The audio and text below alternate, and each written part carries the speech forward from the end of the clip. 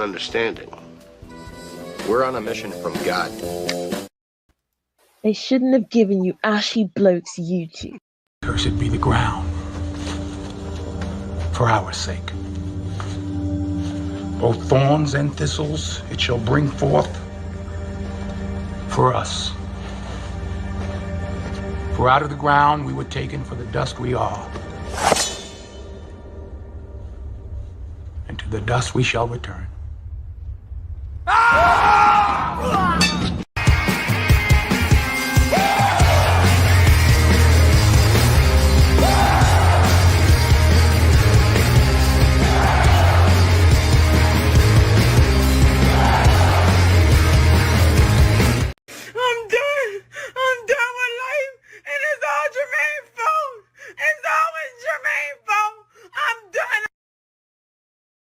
All right, good people. It's me punching the clock today, okay?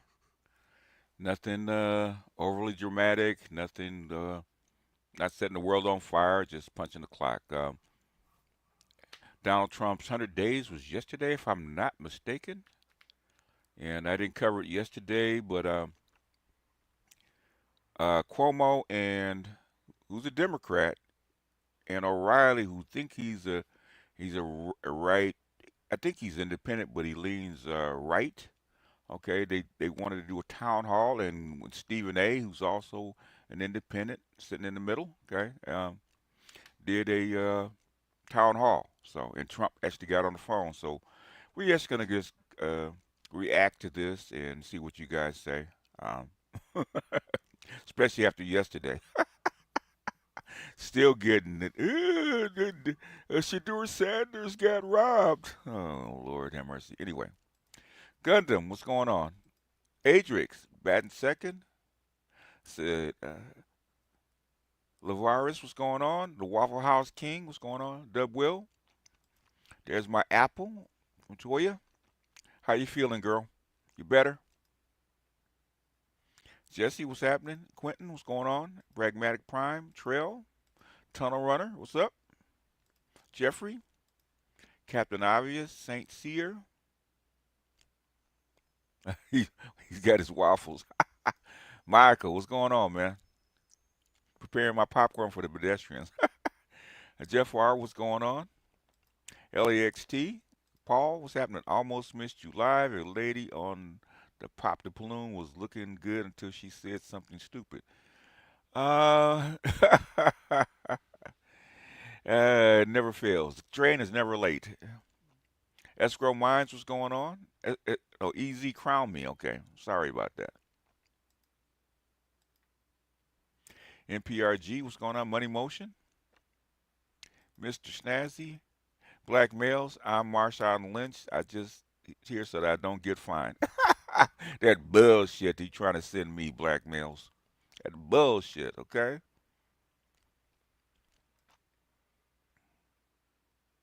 Some days are better than others, okay? Well, you could have got a BBL, you'd be in the same spot. Mr.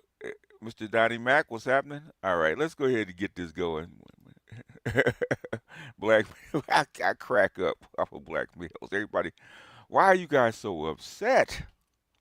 You Negroes get upset about, I mean, a bomb could go off in Chicago. You guys would be as upset as freaking Shadir Sanders sliding. Man, it's his fucking fault. Okay? If he did it, if Shadir Sanders did everything he was supposed to do, I'd have no problem. Okay? I have no problem with being upset that he slid. Okay? Motherfucker, you didn't try hard enough. You looking for a job. Okay? You looking for a job. You looking to get paid $2-3 million. Okay? What is it? $2-3 million signing bonus. Okay? And you piss it away because you don't want to show up for fucking interviews. Get the fuck out of here. You deserve what you get. Have I seen the movie Sinners? No, I have not. I might see it. I might see it tonight. It doesn't speak to me. Let's put it that way. So, I'm not in a hurry to see it. I'm more in a hurry to see Andor. Sinners. Give me a reason why I should see it, because I know people are talking about it, but I saw maybe an opening scene and it's like, You know, I'm like, Tao, what's going on? Anyway, let's go ahead and get started.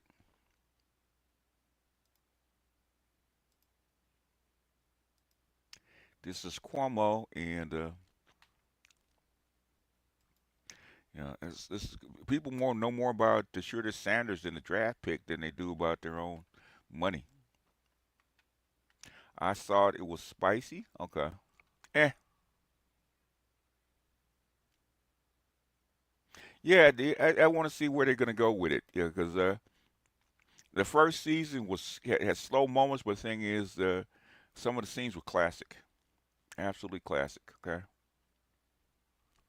All right, give me one if you guys can see this. I don't, there's a lot of movies that aimed at certain things as far as message. I'm thinking is, was it a good movie? Okay. Was it a good plot? And what I'm seeing here from the plot, it didn't move me. And from I heard from other people that fell asleep on it. So, um, eh, it's good. I thought on the failed takeover. I'll give you like 2 minutes, okay? You think you thought the West is going to leave and not come back and try again to reclaim its territory? No, you getting your freedom was just the beginning. Okay, you have to hold it. You think they're just going to leave? Okay, you thought they're just going to leave and everything? They're just going to go away. Everything's going to become peaceful. Come on now.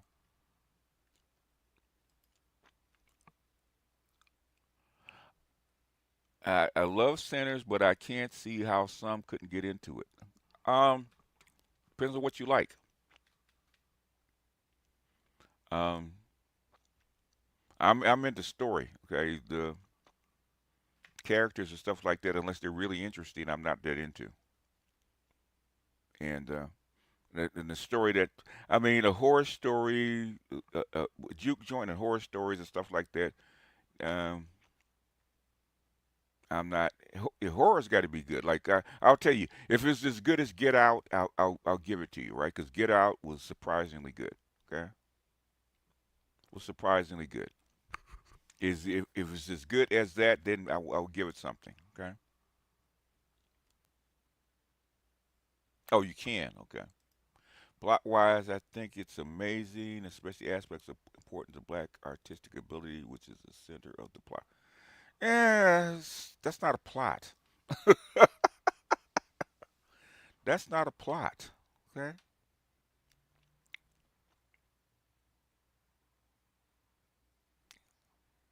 A product here, and because of that, think of it. Our belt. I'm glad I'm an American. That's number one. I don't think there's Armageddon on the horizon. So we have President Trump on the phone. And I was able to book him because President Trump isn't afraid of anything, I don't think. I've never seen him be afraid. And he gives a press briefing every day from the Oval Office, every day. And he knows that most of these people hate him. They want to see him embarrassed. And we're not going to do that tonight. There's no gotcha. What I'm trying to get across to News Nation audiences, this is not confrontational. This is informational. We're trying to get as much information as we can from not only the president, who I'm going to get to in a second because I don't want to waste his time, but also from the other guests. Now, there may be some heat, all right? And I'm the bouncer. All right, they're paying me to be the bouncer here. And I will enforce no personal attacks, no sleazy comments that are, hooks for the internet. We're not going to do that. White vampires trying to take over a black juke joint, and yeah, in the middle of nowhere. Okay, that's what I'm talking about. Okay, is that a plot? Okay, I expected better from them. Yeah, Stephen A.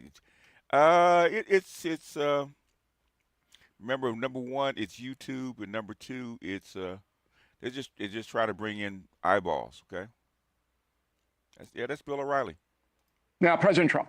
So I've known him Oh, for 35 years. That's why I'm using Bill O'Reilly, because he's known him for such a long time. Okay, and Cuomo's a political guy, and Cuomo and O'Reilly are really on the opposite ends of the spectrum. And Stephen A., I guess he's the black voice. And sometimes he likes me and sometimes he doesn't. My job is to call him as I see him, and that's why I've been successful. And I'm also a historian, as you know. So my latest book is Confronting the President. So I can tell you that in the first 100 days, no president has attempted to do more than Donald Trump. That is true. Not one. The second one. That is true. That is true.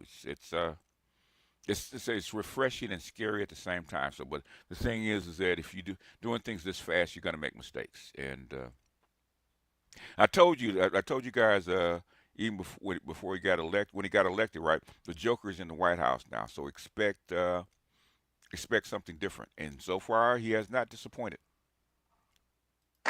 Number two is George Washington. Today is the anniversary of his inauguration in 1789 as the first president of the United States. And Washington had to do it because there was no country. He didn't have anything. So he had to, in the first 100 days, get the bathrooms working, But Donald Trump has tried to do more than every other president. And it's that's why a lot of people actually like him, is because he's at least trying to do something. He's not. I can say one thing about Donald Trump is what he's not trying to do. He's not trying to go by the old standardized way of doing things. Now, is he going to make mistakes? Yeah. Okay. What president doesn't make mistakes? We ain't going to talk about the last one. He just is the greatest humanitarian to walk this earth. He knows these streams turn into pedestrian refugee camps, and he still keeps doing them. We don't deserve you. Appreciate you, Cyrus. The vampires aren't racist white people. Vampires are more so allegory for liberalism. See, we're getting into allegories. Okay, that's what I'm talking about. Plot. Okay. If if it's an art film, it's an art film. Okay. The Matrix was an art film, but the Matrix had stuff going on. Right. It hooked you in.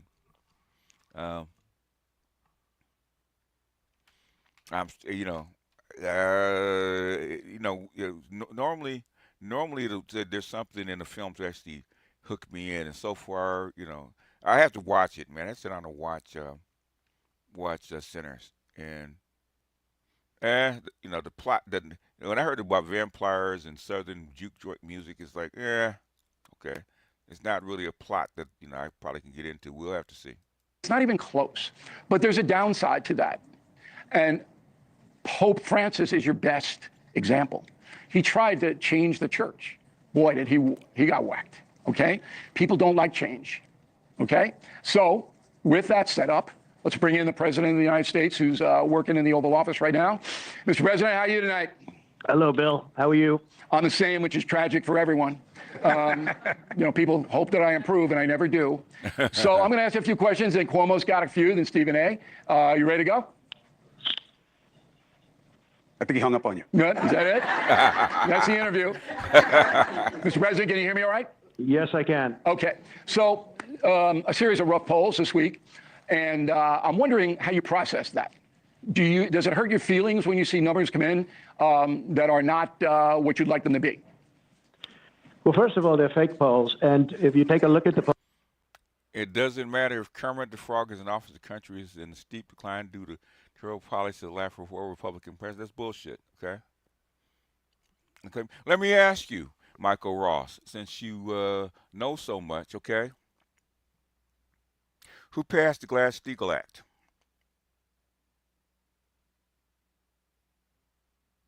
That caused the banks to collapse in 2008, 2009. Who passed the Glass-Steagall Act? What was that under?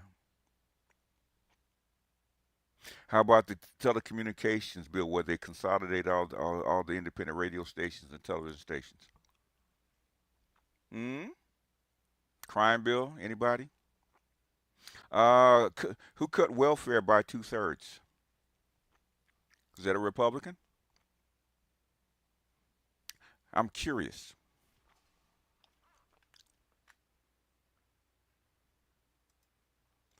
And brioche tax. Appreciate you.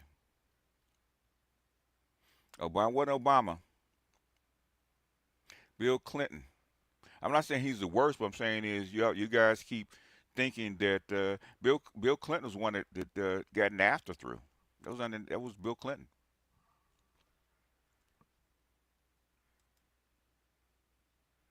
Yep, 1999. Yep, the crime bill saved black people. Okay, so if the crime bill saved black people, how did who how did the how did cocaine go from $50,000 a kilo in 1980 to $3,000 a kilo in 1985? How did that happen?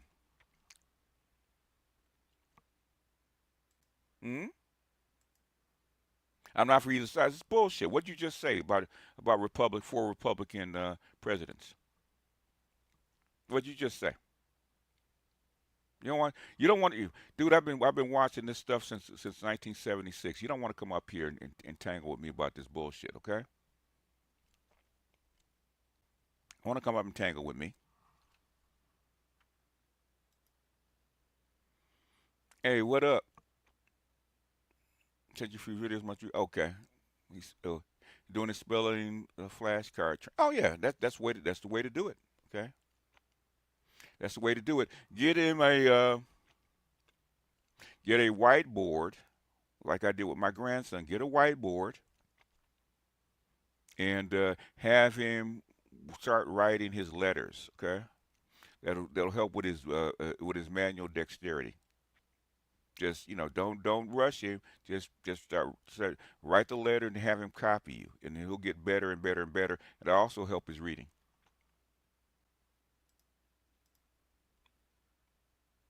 But I would say flashcards, but also hooked on phonics. Okay,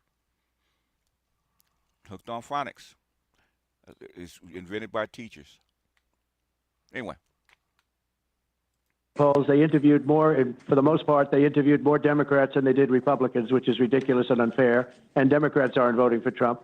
And Sigma, that is the point.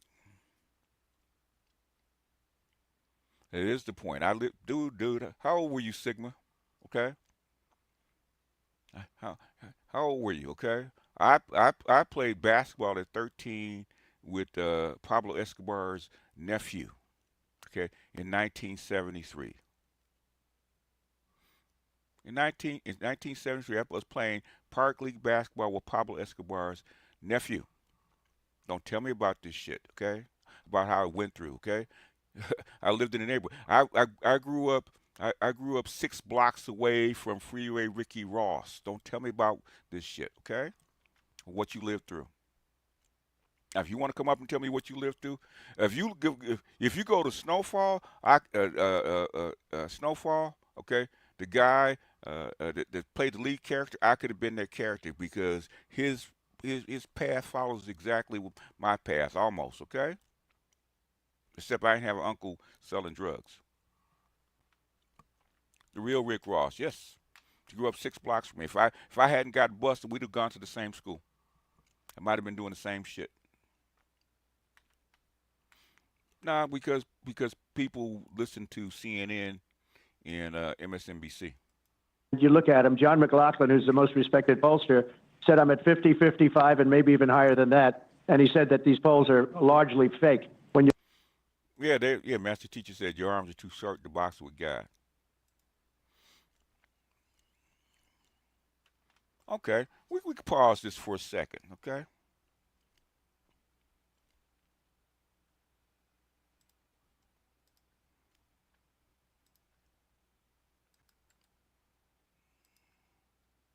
I don't give a fuck about Detroit. Where I live was fucking ground zero for the crack era, sir. Ground zero, okay? Detroit was nothing compared to Los Angeles and Compton. Nothing. I lived ground zero, okay? Where do you think the name Strawberry came from Figueroa, which is the whole straw, which is like where I grew up was like what? Like what? 10 blocks? What the fuck you talking about? Freeway Ricky Ross invented the fucking crack house. What the hell are you talking about? What you grew up through. I don't know how old you were. Shit, it was a war. I lived through that shit. Okay, ground zero.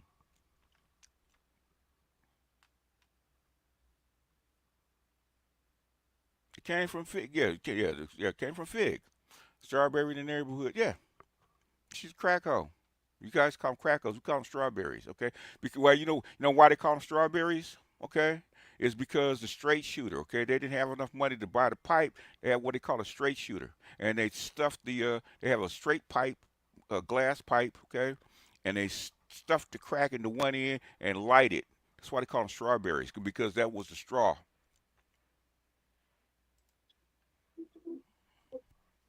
What you got, man? How old are you?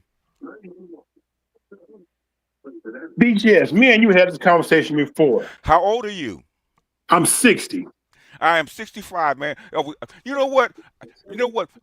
I was working, okay, before they started rocking the stuff up. My partner learned how to rock the shit up from his brother, who's a chemist, okay? Even before they started selling crack on the street, okay? Crack was not a thing until they started rocking up. Freeway Ricky just started selling it, making it for him and putting it in that form because before you had to rock it up yourself at home, okay?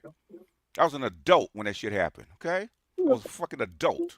Well, shit, I was right there with you. No, you what? In Detroit. Dude. But I was in Detroit, though. Dude. Where did it start?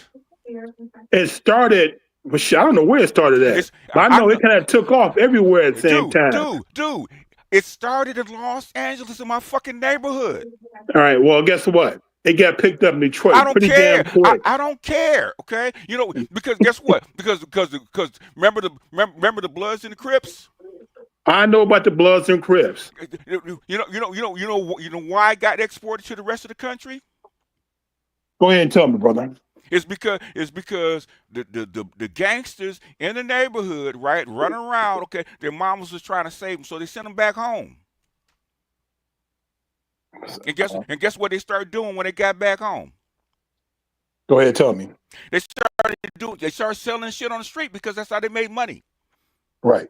Same thing in Detroit. They picked up Detroit. We started selling it from, because I never did heroin, I just did weed. I went from weed to crack. And crack was crazy. They made me stop selling that shit because they tried to put a bullet in my head. Dude, okay, I'm telling you, okay. You know, I'm telling you, Freeway Ricky Ross is from my neighborhood, dude. That's where I believe you, but I'm just saying, you and I know what happened. It got so out of control, the bodies was dropping everywhere. That's why I said it turned into a civil war among black folks. Dude, LA was the murder capital for about good 2, 3, 4 years. Detroit's been a murder capital ever since then. They never came off that list. I'm proud of that. I'm just saying it caused so much damage. How big is Detroit compared to Los Angeles? All right, Detroit ain't big as Los Angeles, but yet and still, Detroit is the blackest city, the big city in America. But the thing is, what I'm saying is, you telling me shit that I saw happen from the fucking ground up. We both saw the same experience. No, you didn't. You may saw it a few years before me. I saw it from the very beginning, dude. Oh, I believe you. I ain't taking that from you.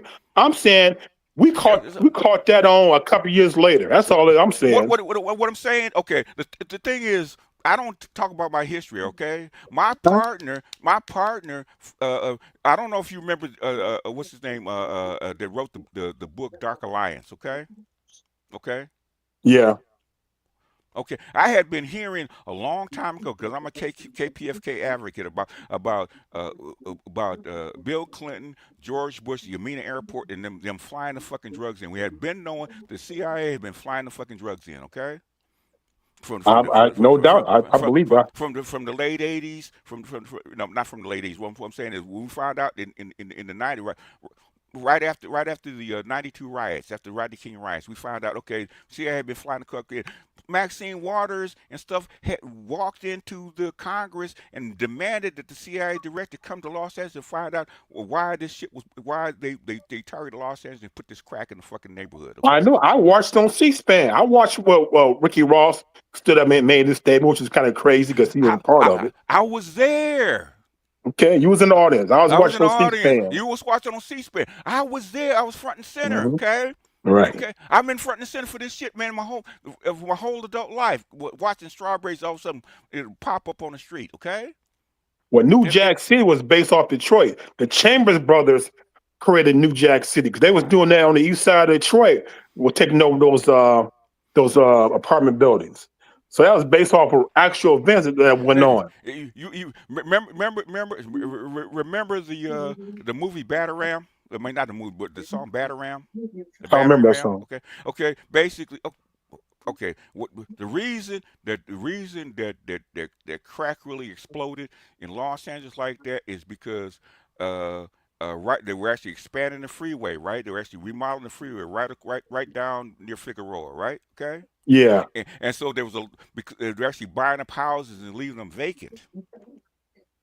And Yeah, so yeah, I know. That's same thing in Detroit. so what happened? Okay, where you think they learned this shit from? So what happened? So what happened is what the Freeway Ricky and them started buying up houses right along that corridor and selling crack out of the houses. That's where it started.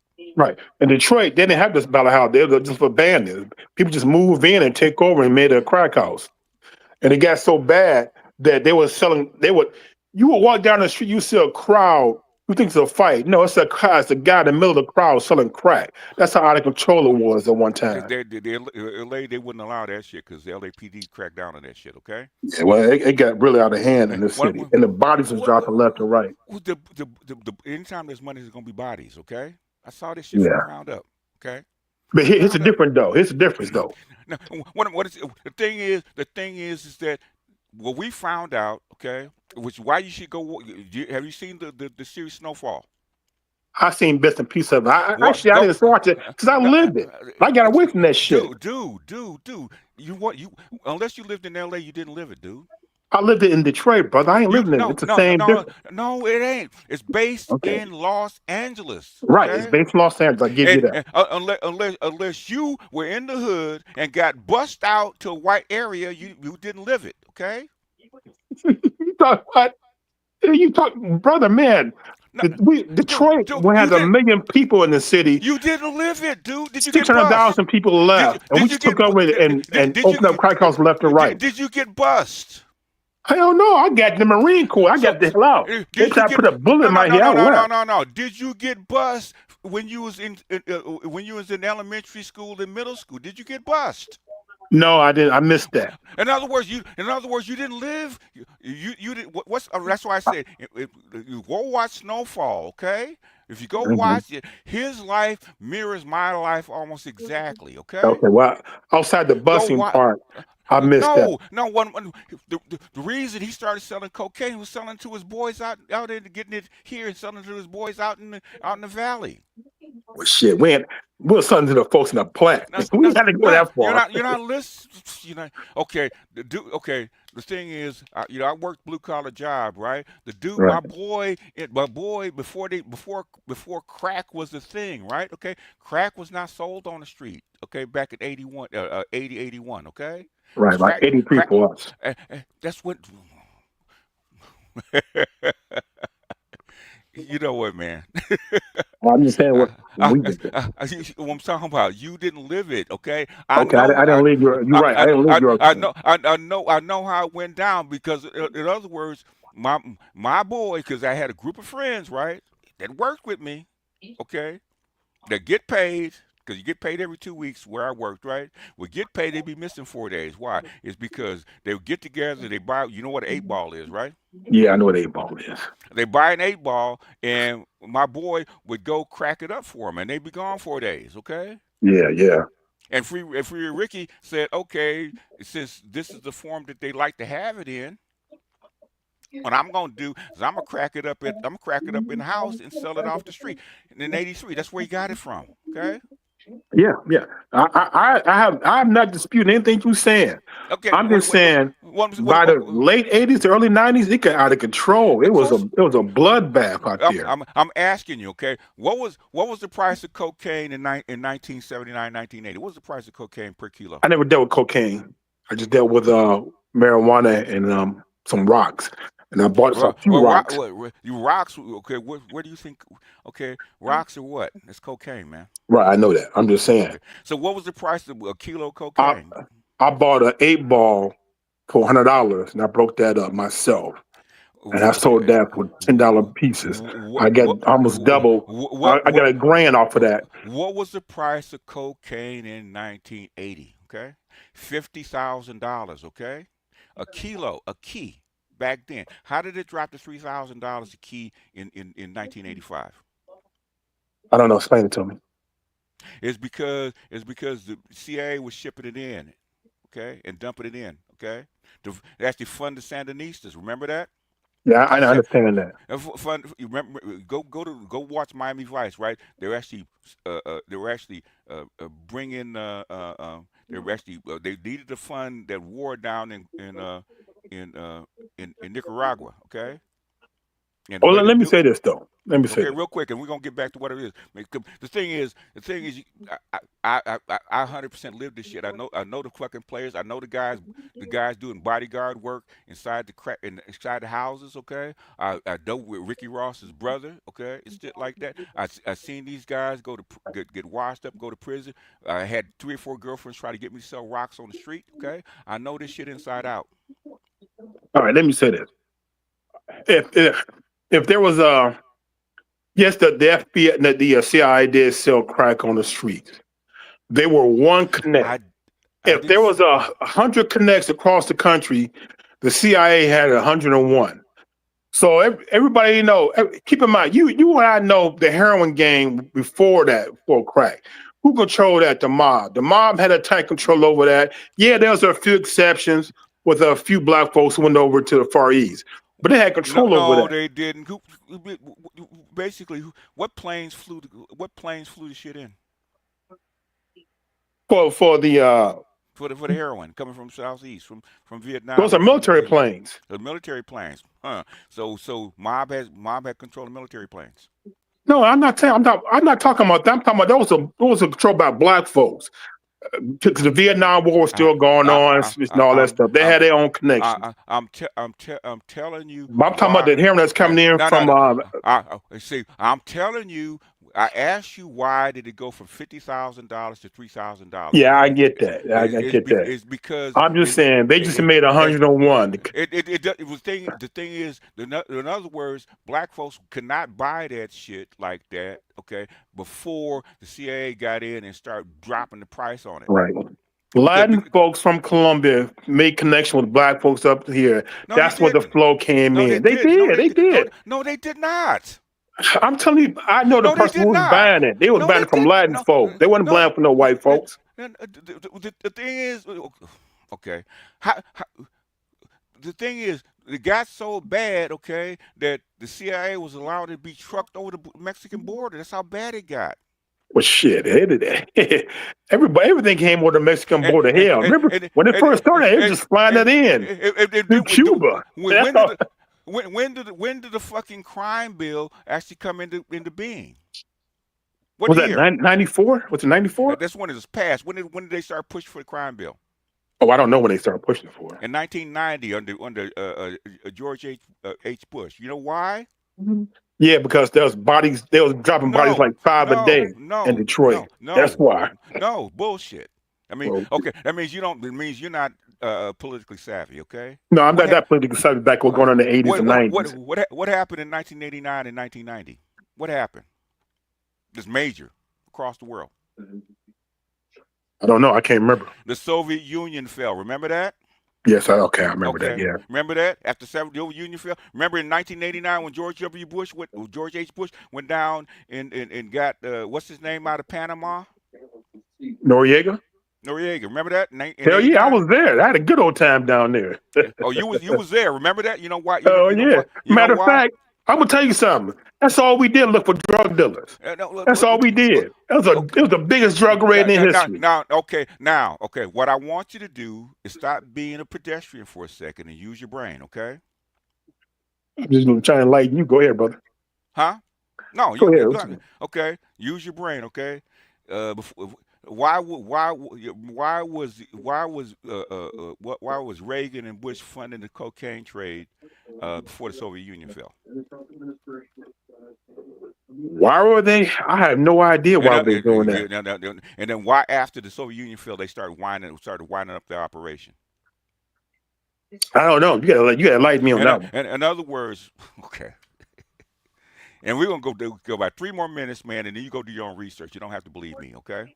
Okay. Go ahead, go ahead, tell me. And then 89, remember 88, the Soviet Union declared we were actually going to end the Soviet Union. 89, that's when they took down the East German, the Germany wall, right? They took down the Right, wall. right. Okay, remember that in 89, the wall Yeah, fell. yeah, I remember all that. And the Soviet Union fell and started disbanding. Okay, basically, the United States won the Cold War. Okay, Right. So in other words, basically, the war down in Nicaragua didn't mean anything anymore, right? Okay, so Right. basically they I forget what they call them, not the Sandinistas who they were fighting, but I forget the other people they were fighting, right? They didn't need to fund the war anymore. Okay, there was no need to fight it anymore. So basically, they didn't need to ship the weapons anymore illegally anymore from Israel and other places. So basically, they didn't need the money anymore. So guess what?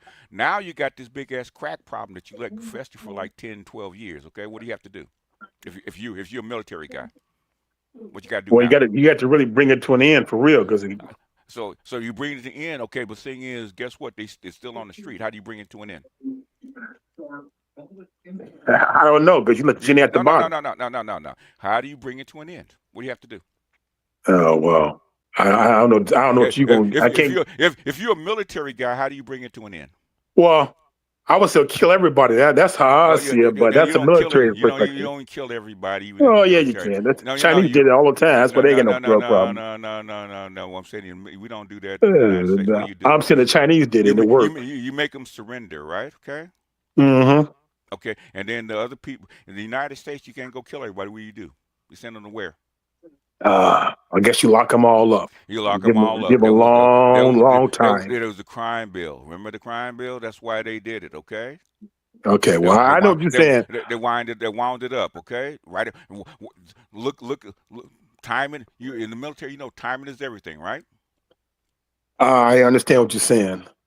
Okay, that's why they did it, and that's why if you read the books that's why Maxine Waters go read the book Dark Alliance, right? Because Free Ricky Ross told you exactly what they're doing, who his connect was, okay, and who was behind his connect. Okay. And how and who allowed the stuff to be shipped in cheap? Okay. In fact, it's so bad. I was reading in 1980 that they were actually the United States chemical companies actually sending chemicals down to Colombia to actually do what? Make the shit. How you figure that? What do you got to make down there? Shit. Okay, just a plant that grows in the ground. You just. I get you saying you got to process it. How you process it? Right, you got to process it. Yeah. Listen, I hear what you're saying. I'm telling you, you know this because you lived. Y'all was worse than us, or just as bad. There was 5 bodies dropping a day in Detroit. 5. That's OD and murder from crack. They had to bring it in somehow. And if it meant to lock everybody up, so be it. It finally brought things to an end. I can tell you in Detroit, there's 40 square blocks empty. Used to be crack control locations. That's the only way it came to an end, man. Who caused it in the first place? I don't even know. I do know. Explain to me. I don't know who started. Who came up to crack? Who created crack? I don't know who created it. Cocaine. Crack was actually created in a lab up in Stanford. How the process? Okay, in Stanford. Okay. They found so how did it get down in South America? How they found out about it? It didn't get down to South America, okay? Mm. They didn't. The South Americans don't smoke crack. They do cocaine. But I'm saying I didn't know who created it. You asked me a question. You want to talk to me? Go ahead, answer my question. I wasn't. No, go ahead. Go ahead. I'm sorry for interrupting. No, yeah, okay. You want to answer my question? They smoke.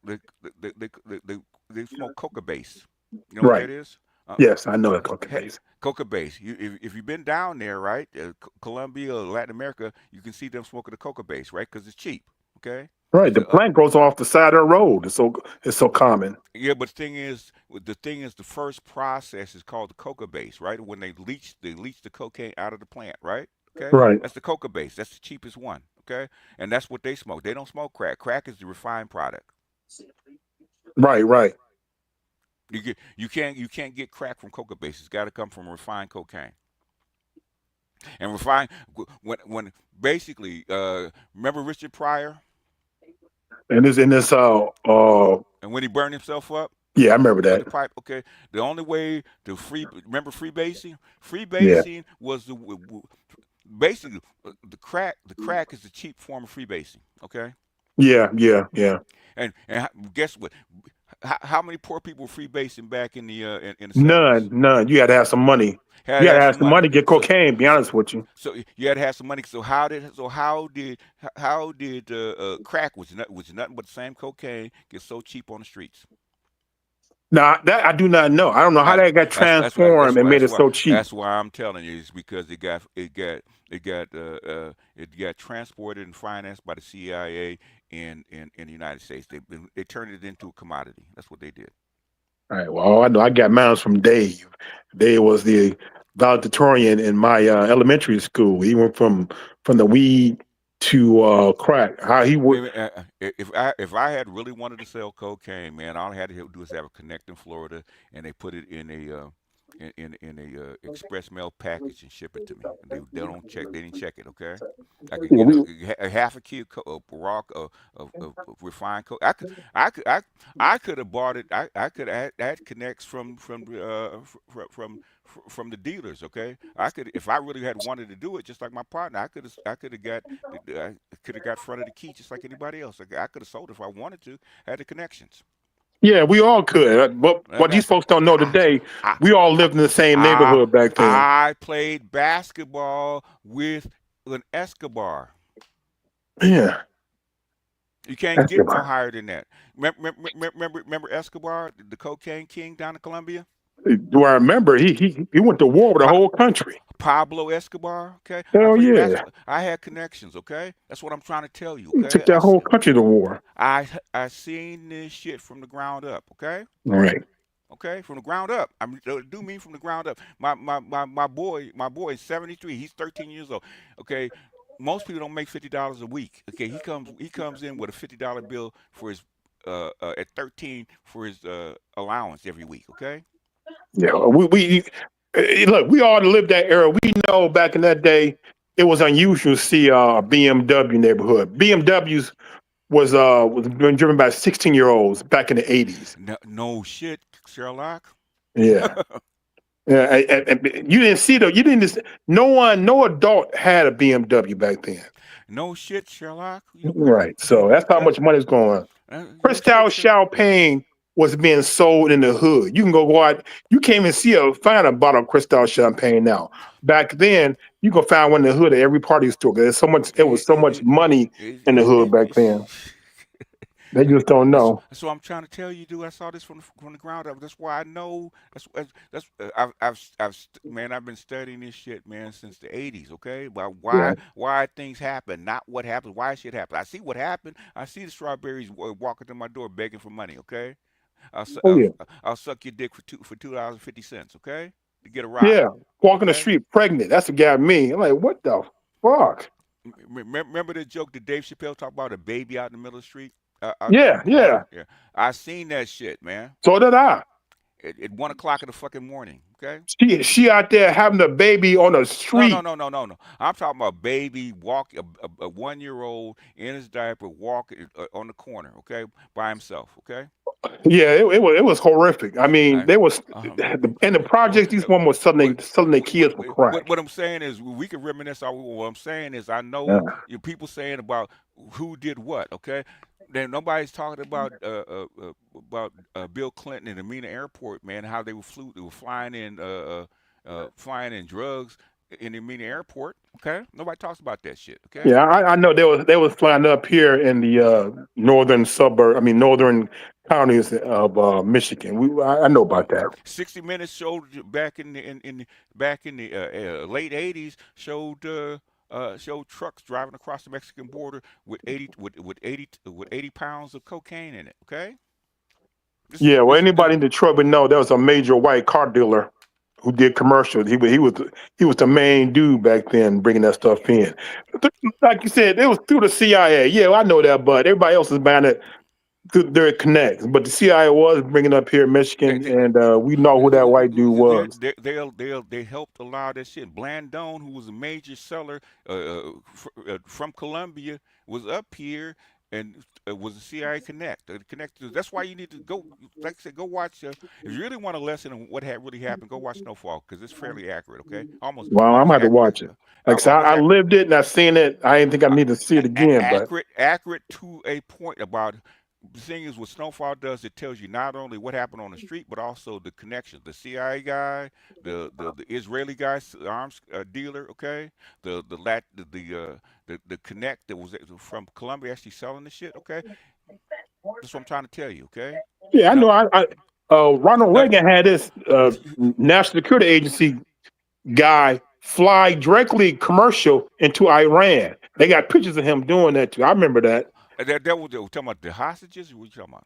Yeah, it was all connected because he was trying to get the hostages and he wanted to give some money because There's Congress wouldn't allow him to do it anymore. so he had to find another way around to buy arms from Iran, from the Middle East, and ship them to what? Right. Nicaragua. So Okay. Okay. that was. Where you think where you think MS-13 came from? Oh yeah, I know how that started because of all that. Because of the war he sent down there. No. It wasn't a war. Okay. They got the MS-13 was the same thing that's happening right now. MS-13, the V-13 is the original 13 gang in Los Angeles, right? A Right. Latino gang. Okay. Prison Latino gang, right? MS-13 is offshoot, is El Salvadorian offshoot of V-13. Okay, those kids got deported, guess what they did when they went down there?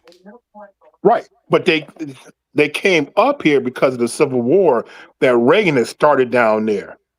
And then they fled to US and came to where you at. And That's they how they got formed that gang. they got pushed back down there. Right. That's how they formed MS-13. And that's where the MS-13 came from. It used to be a gang. Okay, that's why they still call it a Right. gang, even though it's the cartel now. But anyway, let me get back to what I was doing. In other words, basically, I know what the fuck I'm talking about.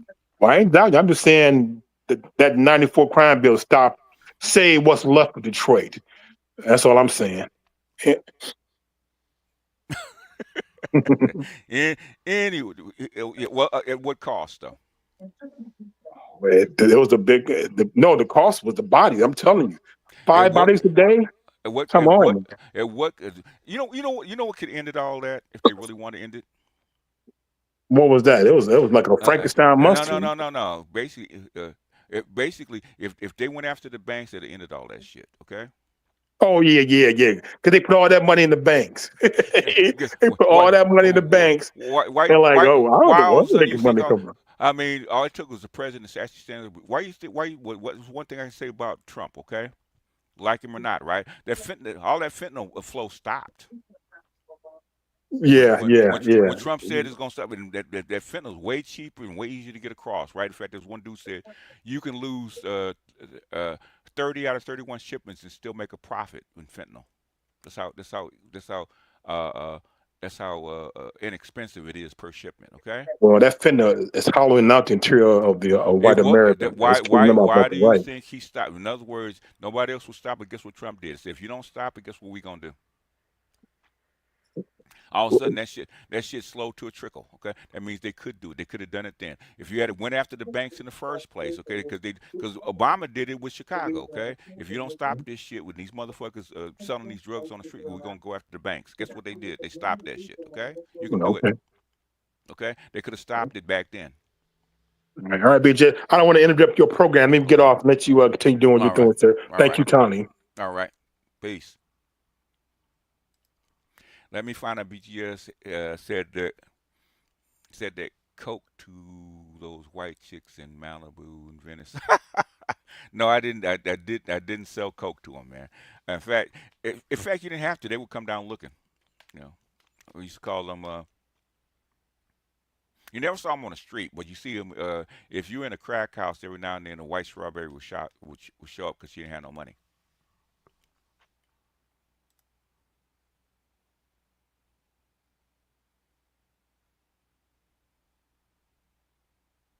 Crack was born during 1970. What I'm saying is it came. It was actually invented there. But the thing is, the crack era on the street didn't happen until '83. Ricky Ross was called the crack king for a reason. Okay, there's two things. There's two reasons that crack exploded. Is one is because it was it was a inexpensive way to make it, and two, the price of cocaine dropped so much that it was easier to make it with crack instead of people trying to buy it in freebase. Because most people in the '70s freebased. They didn't do crack. Crack didn't explode until the '80s. I know that for a fact.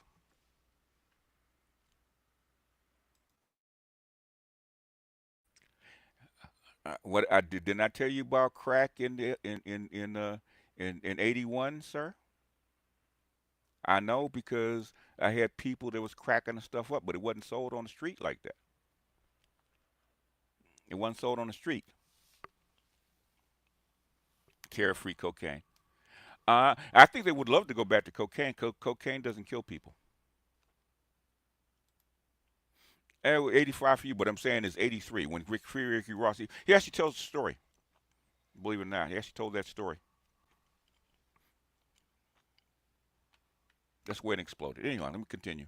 And we mean to go wander off into a cocaine tales. You could, if you go watch Snowfall. They tell the whole story. Okay, they tell the whole story. You look at the New York Times, when you look at the Washington Post, ABC, they predicted I was going to lose Wisconsin by 17 points. Yeah, those fake polls. Yes, I don't blame them for not watching the polls. And they ended up winning Wisconsin. They predicted I was going to lose the election, and I ended up winning the election. They're fake polls, number one. And I think it's a very important thing to know that and to understand it.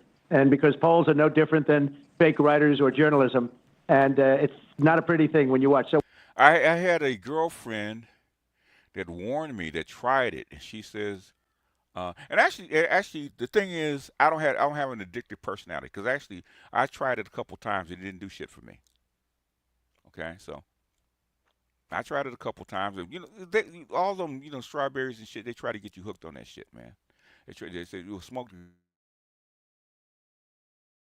So I could smoke up a whole rock and then, and then put the thing aside and never go back to it. Okay. Because that's not in my DNA, it's not my personality. So get me addicted to something, other than sugar, maybe, and the other thing is pussy. On two things I could be addicted to. So when you say, am I bothered by it? If I was, I'd be really helped by the fact that in the election, we won in a landslide. We won the popular vote. We won the swing states. We won the districts, 2,750 to about 5. And basically the what's your name? The Harris team actually came out and said the polls were false. Okay, the external polls were lies. 105, and the election took place just a short while ago, November 5th. I think. But what's different now, Mr. President, the country. What's different now is the tariffs, and that's what's driving your numbers down. That some people are panicking because the stock market is so up and down, in and out.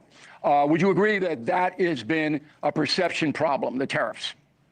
Yeah, but I'm an honest guy, and we have to save the country. We were losing $5 billion a day with this man that we had as a president, the AutoPen president. Nobody even knows who the president was. We were losing, think of it, we're losing $5 billion a day, and a big chunk of it was from China. Now China is sending its boats back. The boats are not being unloaded because they have. That is Besson's. We will have to do a deep dive on Besson one day. I'm not going to do it on this channel. I'll probably do it on my Master Teacher Response channel about Besson, his Treasury Secretary. There's a reason that he picked Besson. Okay.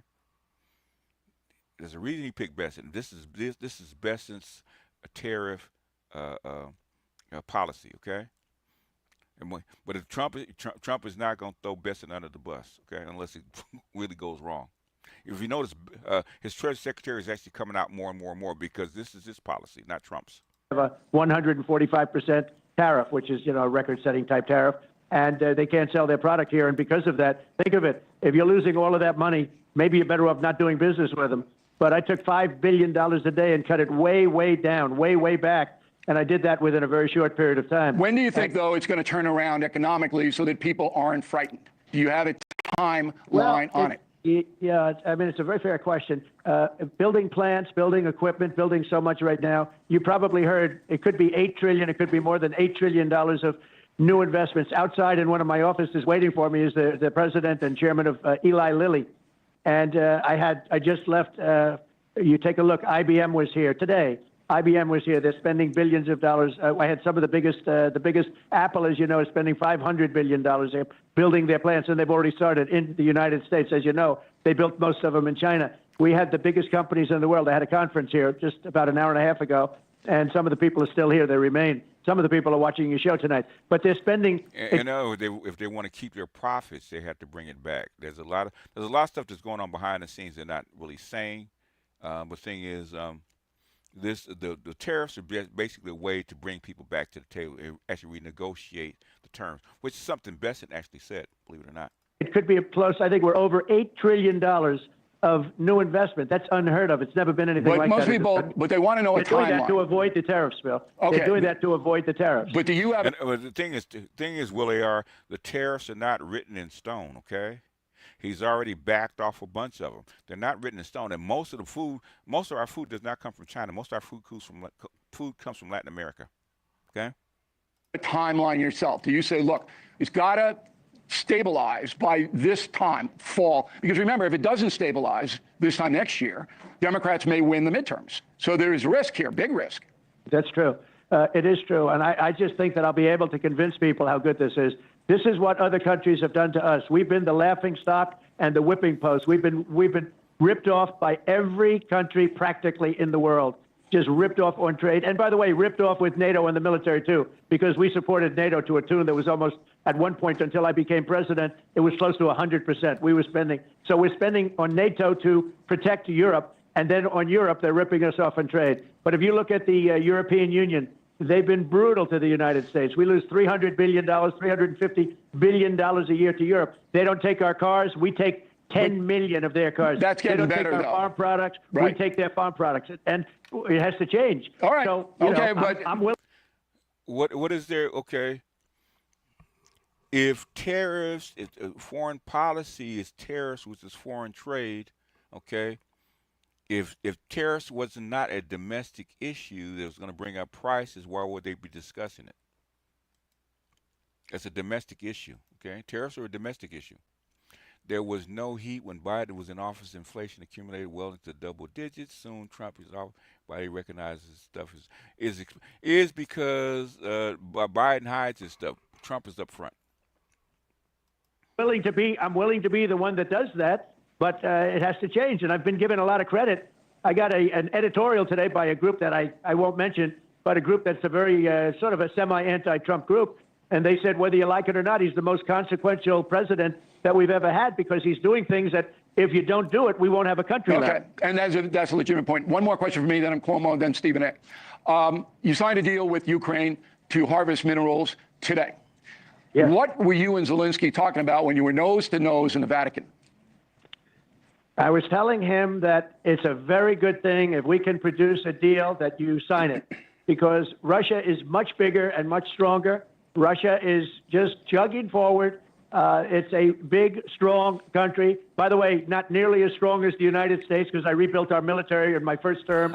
They gave a lot of it away in Afghanistan, and Afghanistan is one of the reasons we had an incompetent president, grossly incompetent. He should have never been president. Shots fired. But we had a man that did. Shots fired. Well, hell, if you hadn't listened to Fauci and with that gain of function and COVID, you'd have stayed president.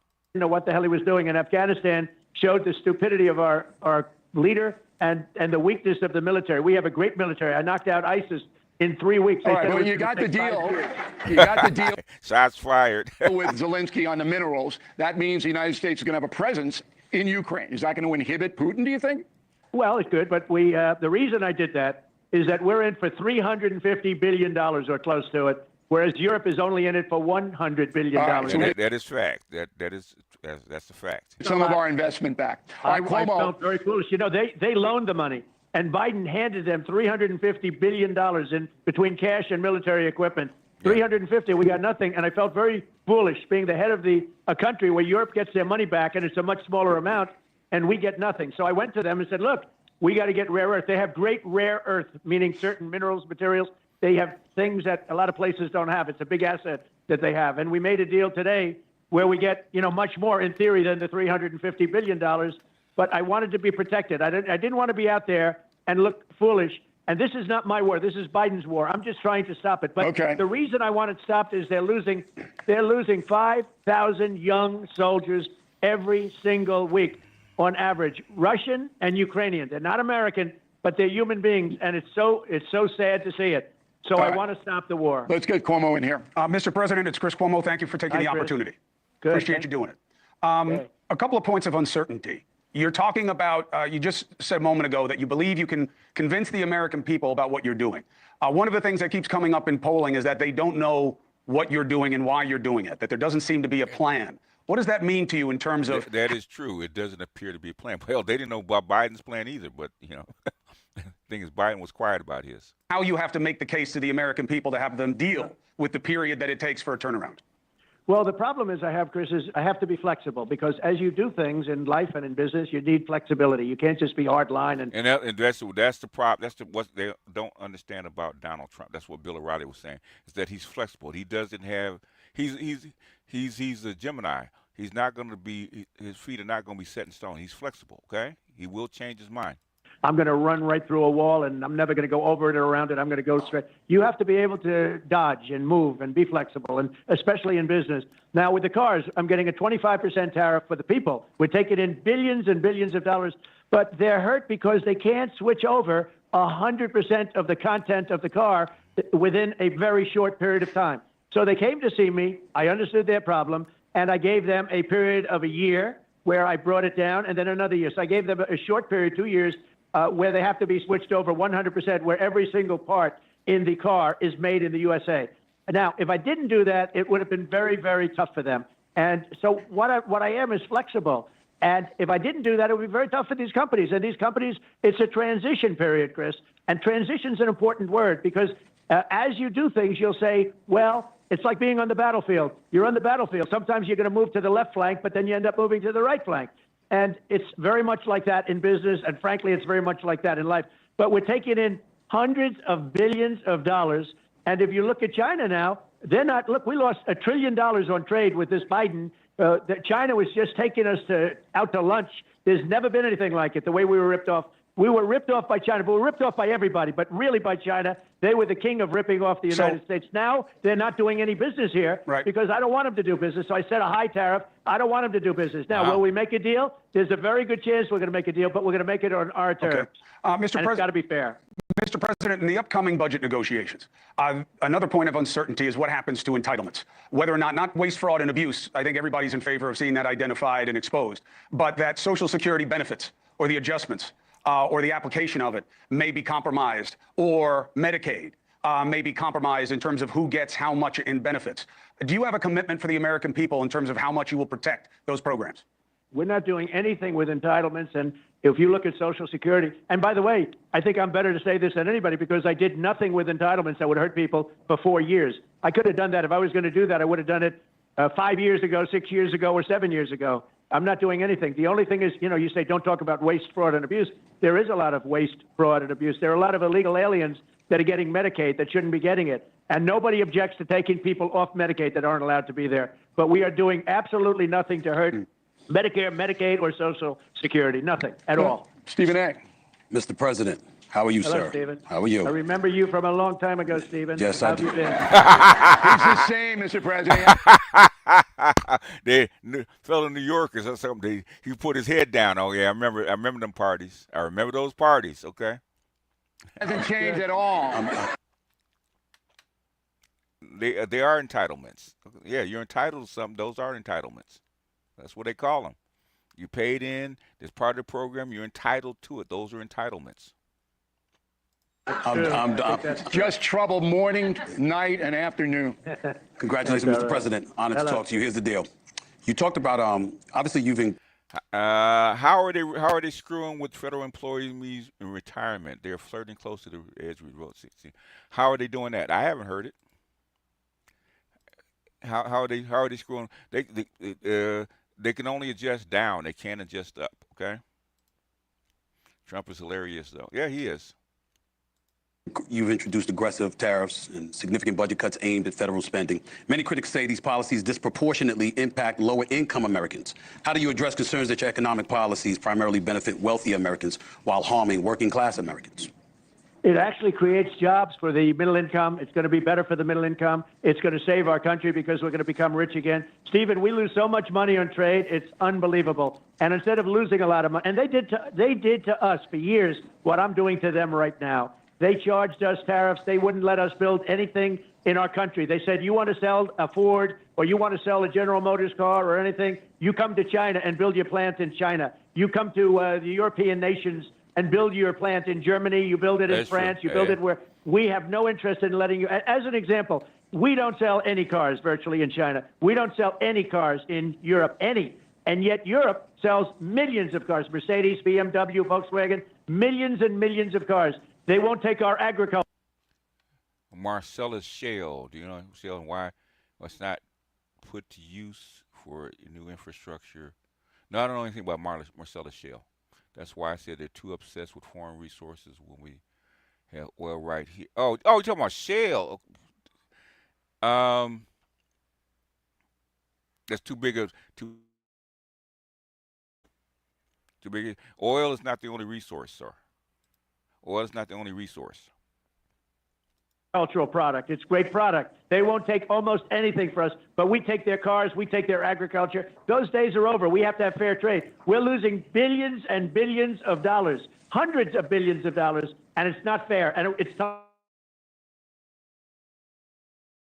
what he's doing. And I know what I'm doing perfectly. It's a little complicated subject. I've got to explain it. I've got to have people that can explain it. But I can tell you that right now we have over 100 countries that are calling us like morning, noon, and night, dying to make a deal. In other words, that's the whole reason for the tariffs. It wasn't to actually impose the tariffs as much as to shake people up and bring people back to the table.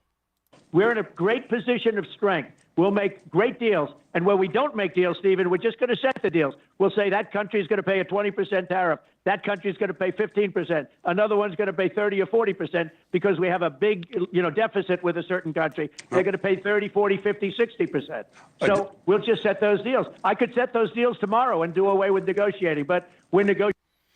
You're telling me that the United States and all the other brains here could not make a car for a certain market. Is that what you're trying to tell me? And China can do it, and China could do it on the fly. But we can't. Is that what you're telling me, Kevin?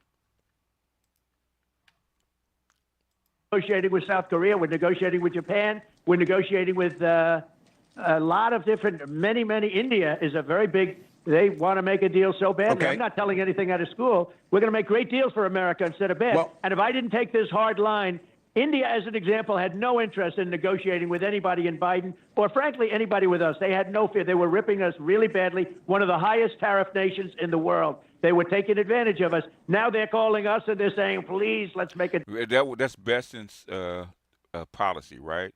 Shake up the table and make people come back and renegotiate these deals. That's the whole reason for him doing this, which I said that from the very beginning. He's trying to shake the table.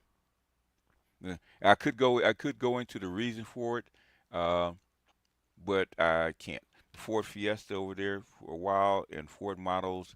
There's some Ford models that still make. A lot of luxury cars were sold in Japan. They were American. Okay. But the thing is, the wages and the price. Deal. When are you going to announce it? We're in a position of strength. When are you going to announce? I understand you have a deal with South Korea, Japan, and India. You already got it. When are you announcing it? Well, we have potential deals with them, yeah. But okay, I'll tell you this. I'm in less of a hurry than you are. We are sitting on the catbird seat. They want us. We don't need them. All right, remember the folks are nervous, though. But they've been ripping us. Let me just tell you, they've been ripping us off. We got that, but the folks. South Korea has been ripping us off. We pay for their military. When I was there, I got them to pay billions of dollars toward the military. We pay for their military. They take advantage of us on trade. Now, these are friend and foe. We often do better with. I can tell you, they start making bigger vehicles. They start making bigger vehicles because most American people hate small American cars. Small American cars, and I've driven a few of them, are pieces of shit. Let's put it that way. America doesn't make good small cars. Okay. with foe, meaning the enemy, than we do with the friends. The friends have been brutal to this country on trade. But remember, once you announce the stock market is going to go up 2,000 points and people will relax That's okay. a little It more. can wait 2 weeks. It They can wait. America makes small cars that suck, Kevin. You know that. All right, okay. Mr. President, an additional question that might require an explanation. Your administration has issued executive orders dismantling DEI initiative across federal agencies, including revoking equal opportunity mandates and slashing funding for minority-owned businesses. Critics argue these actions reverse decades of civil rights progress. So how do you justify these measures, and what message do they send to the marginalized communities in the country? Well, it was won at the civil, as you know, it was won at the Supreme Court. And what we're doing is we have a country that's based solely on merit now. And that's the way it is. If somebody's out there doing a great job, and this includes getting into colleges, if you've worked really hard, and we don't look at race, we don't look at color, we don't look at height or shortness or weight. If somebody is doing a good job and they worked and they got great marks and they got great board numbers and they get rejected at this Harvard, which has been so disgusting, so horribly. I mean, so think of it. They hired Bill de Blasio and Lori Lightfoot, the two worst mayors in the history. They pay them a fortune. But that was the course, though. They're teaching management. The Let course me just was, tell you that the course it's was based now, Stephen, on merit. The course at Everything is Harvard, though, based Mr. on merit. President, was how to be a bad mayor. That was the course. So they had to hire That would those be two. good. Then they would be terrific. Look, I got a studio audience question from Alicia. I do believe the Ford Fiesta was made in Europe. I think it was either Italy or Germany where the Ford Fiesta was actually made. Pedestrians holding hands at the crosswalk, looking at BGS taco stand with their hands out. Pedestrians hit the like button. Please hit the like button, pedestrians. Bureau. Lee's a tough guy. Lee says, what's the biggest mistake you think you've made in the first 100 days? I'll tell you that's the toughest question I can have because I don't really believe I've made You made any mistakes? You knew that was going to come out. Come on now. Period. We're in a transition period. I think Lee is you're gonna reassured. I think you're going to see tremendous economic victories over the next period of. Oh, they have a mixed group, man. It's not all Republicans and not all righties. They got some right and left in there. Okay, I see Nina. I think that's Nina Turner right there with the short hair and the dress. That's Nina Turner. She's a lefty. Year, like far greater than ever imagined. Right now, as I said, we're losing billions and billions of dollars on trade. We're going to make billions and billions of dollars, but it takes a little while. That doesn't happen overnight, but it will happen much faster than people understand. All right, Cuomo's got one more. All right, let me get Stephen Smith in here, and then I got a question for you, Mr. Well, Appreciate your time. Mr. President, thank you for your time. It's interesting that you brought up Harvard because when people think about Harvard, what they're basically talking about is they're asking, what do you say to those who view your actions as an attack on academic freedom rather than a defense of fairness? What do you say to that? Well, I say this: we had riots in Harlem, in Harlem, and frankly, if you look at what's gone on, and people from Harlem went up and they protested, Stephen, and they protested very strongly against Harvard. They happened to be on my side. You know, I got a very high black vote. You know that. Very, very high black vote. It was a very great compliment to me. I did criminal justice reform. I did opportunity zones for one of the greatest economic deals ever for the black and Hispanic community. I got tremendous. They agree with what I'm doing with respect to Harvard. Harvard gets $4 or $5 billion a year from the United States government in the form of grants. And they have $53 billion, and yet they don't treat the people right. They take foreign students, nobody knows where they come from, and they viciously hate our country. And I'm saying if we're going to give grant money, we want people in that school that are going to love our country, not people that are going to hate our country. They run a bad operation up there, and we have to get to the bottom of it. On top of that, they said they want to teach their students remedial mathematics. That's basic math. 2 and 2 is 4. Yeah, that's well, the thing is, that's absurd, but that's those are the Z's that we're training. And you say, well, Harvard's supposed to be so great. Why do people have to have remedial? That's basic, very simple mathematics. So we're looking into Harvard, but we give them billions. Geneva Convention was actually important because they wanted to stop the abuses. I think it was World War II. It was World War I, okay? Some of the weapons they can't use, how they treat prisoners, blah, blah, blah. That's why the Geneva Convention was actually is important, okay? In other words, there's certain things you can't be used under the Geneva Convention. It's mostly actually to protect civilians more than soldiers. You know, in other words, you can't drop white phosphorus on a city and kill civilians like that, according to the Geneva Convention, okay? You're not supposed to be able to bomb civilians willy-nilly like that. That's why it's important. Mustard, yeah, no mustard gas, no all kind of stuff. Okay, SCS won't eat that word salad from Trump. Doesn't matter. Okay, but he's allowed to give it, eat it or not. Trump doesn't care. Billions of dollars a year, and that may very well stop. And that's up to the president. It's up to our government. We don't have to grant them money. We can grant that money to people that really need it, and frankly, people that you'd rather have me give the money to, Stephen. Mr. President, as a graduate of Winston-Salem. I could buy a whole crab leg with that one. Thank you, Mr. Tolbert. Here's some money for crab legs and hookah. You ain't shit. State University, which is an HBCU. I'm fully aware of the contributions that you've made to HBCUs in the past. Thank you. There is a concern, however, that with all the things going on in this day and time, that there will be a cut in federal contributions to HBCUs. Should HBCUs be very concerned about you making cuts in that regard?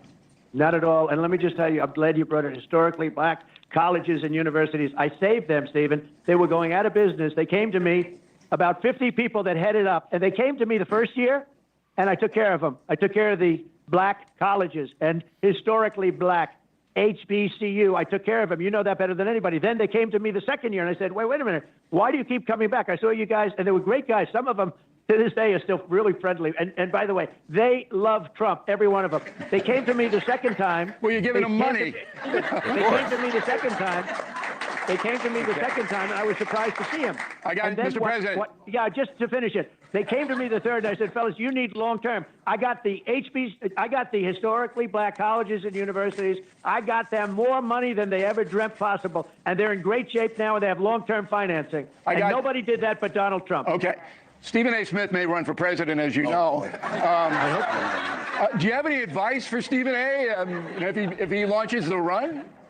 No, Stephen A. He's a good guy. He's a smart guy. I love watching him. He's got great entertainment skills, which is very important. People watch him. You know, a lot of these Democrats I watch, I say they have no chance. I've been pretty good at picking people and picking candidates, and I will tell you, I'd love to see him run. All right, there you go. You got one more? Not me. I like him too much. Mr. President, we're gonna let you go. Thank you very much. I just wanted to ask you something because I know that for you, legacy matters. You talk about it in-house. You talk about it out-of-house. When you got shot, I reached out through family. I wanted to talk to you, and I wanted to tell you a couple of things. One was that I hope that you were okay and that your family was dealing with it all right. And the second one was that I was embarrassed by how it was being covered as if maybe it didn't happen. And I told my audience that I spoke to you. I didn't talk about the details of the conversation because they didn't matter. But there was a lot of heat that came my way as if I shouldn't have been making a comfort call to Donald Trump. We're very divided. You know this. You want to be remembered as one of the greatest presidents in America. You know our history. Every president who's considered great was seen as a unifier. What do you need to do to be remembered as someone who could bring this country together? Well, I think I will be a great unifier. That's what I want to be, and it's very important to me. Hispanic vote, I got the highest Hispanic vote, maybe, I think, ever for a Republican candidate. If you look at the border between Mexico and Texas, I won every single border state, and it was all Hispanic vote. I won Miami. I won Florida. I think I am a unifier. I think I have votes that Republicans have never gotten before, and that's why I was able to win the election in such a big fashion. With all of that being said, what I have to do is save the country. The country was going down the tubes. This country. They asked him the proper what questions should they have asked him that they didn't ask him, Jay Smart? What questions did they not ask that they should have asked him? No, they asked him the question. They didn't push back, but they said it was not supposed to be adversarial. It's a town hall meeting. So what question should they have asked that they didn't ask?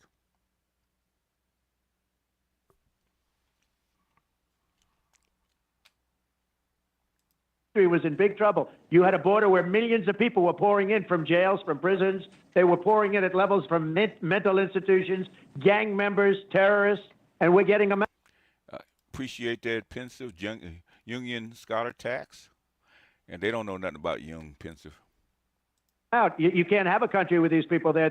We had 11,888 murderers. Many of these people killed more than one person. More than 50% of them killed more than one person. We got to get them out of their country. I don't know if that's unity or disunity, but I have no choice. You know, some things you have no choice. But I do remember your call. I appreciate your call. And I actually appreciate your family. I've known your family for a long time. You know that. Mr. President, I want to thank you very much Remember, Cuomo used to work for CNN, sir.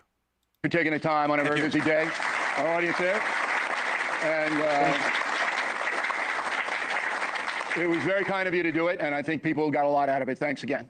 Thank you much. Thank you very much, everybody. All right. Thank you, Mr. President. Thank you, Mr. President. So we're going to go to break, but I want to get your take on this. Stephen A., Bill and I have interviewed the president multiple times. Yeah. Meeting him in conversation, dealing with the issues as you know they exist. What do you think about the answers? I had no problem with the answers. I mean, obviously, he was long-winded in saying what he was saying. It was hard to dispute some of the things that he was saying.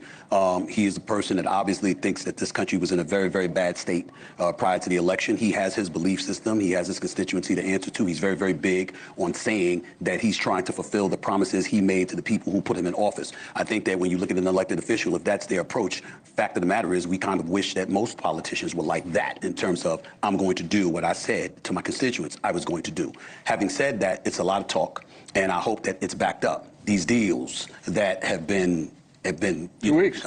Okay, well, when you're going to announce them, who are they with? How real are they, et cetera? I'm not questioning. I'm not saying that it's not. I'm saying we want to see it. Just like they say, we've got over $2 trillion in commitments from companies everywhere. Well, who are these people? And when is it going to come to fruition? We have a right to ask those questions, just like I asked him about HBCUs. He said what he said. I was very, very pleased with this answer. I hope he's true to his word. Let's bring in, let's take a break, and we'll come back, and you and I will talk with Stephen and James Carville about what he heard.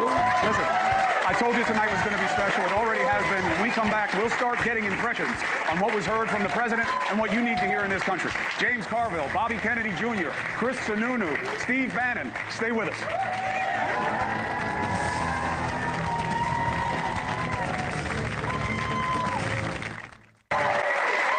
Can't tell if they're happy.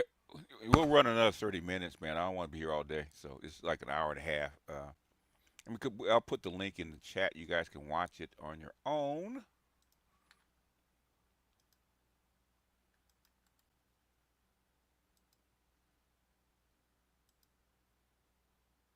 Watch it on your own.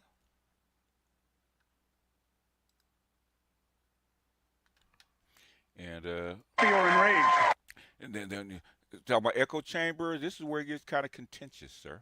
But either way, it's good to have energy. Welcome back. I'm Chris Cuomo, joined by Bill O'Reilly, Stephen A. Smith, and we have a big special night for you here at News Nation for a town hall to mark President Trump's first 100 days and to get a take on what the president said, what it means to us as a country. Democrat, legend, strategist, James Carville. It's good to see you, sir.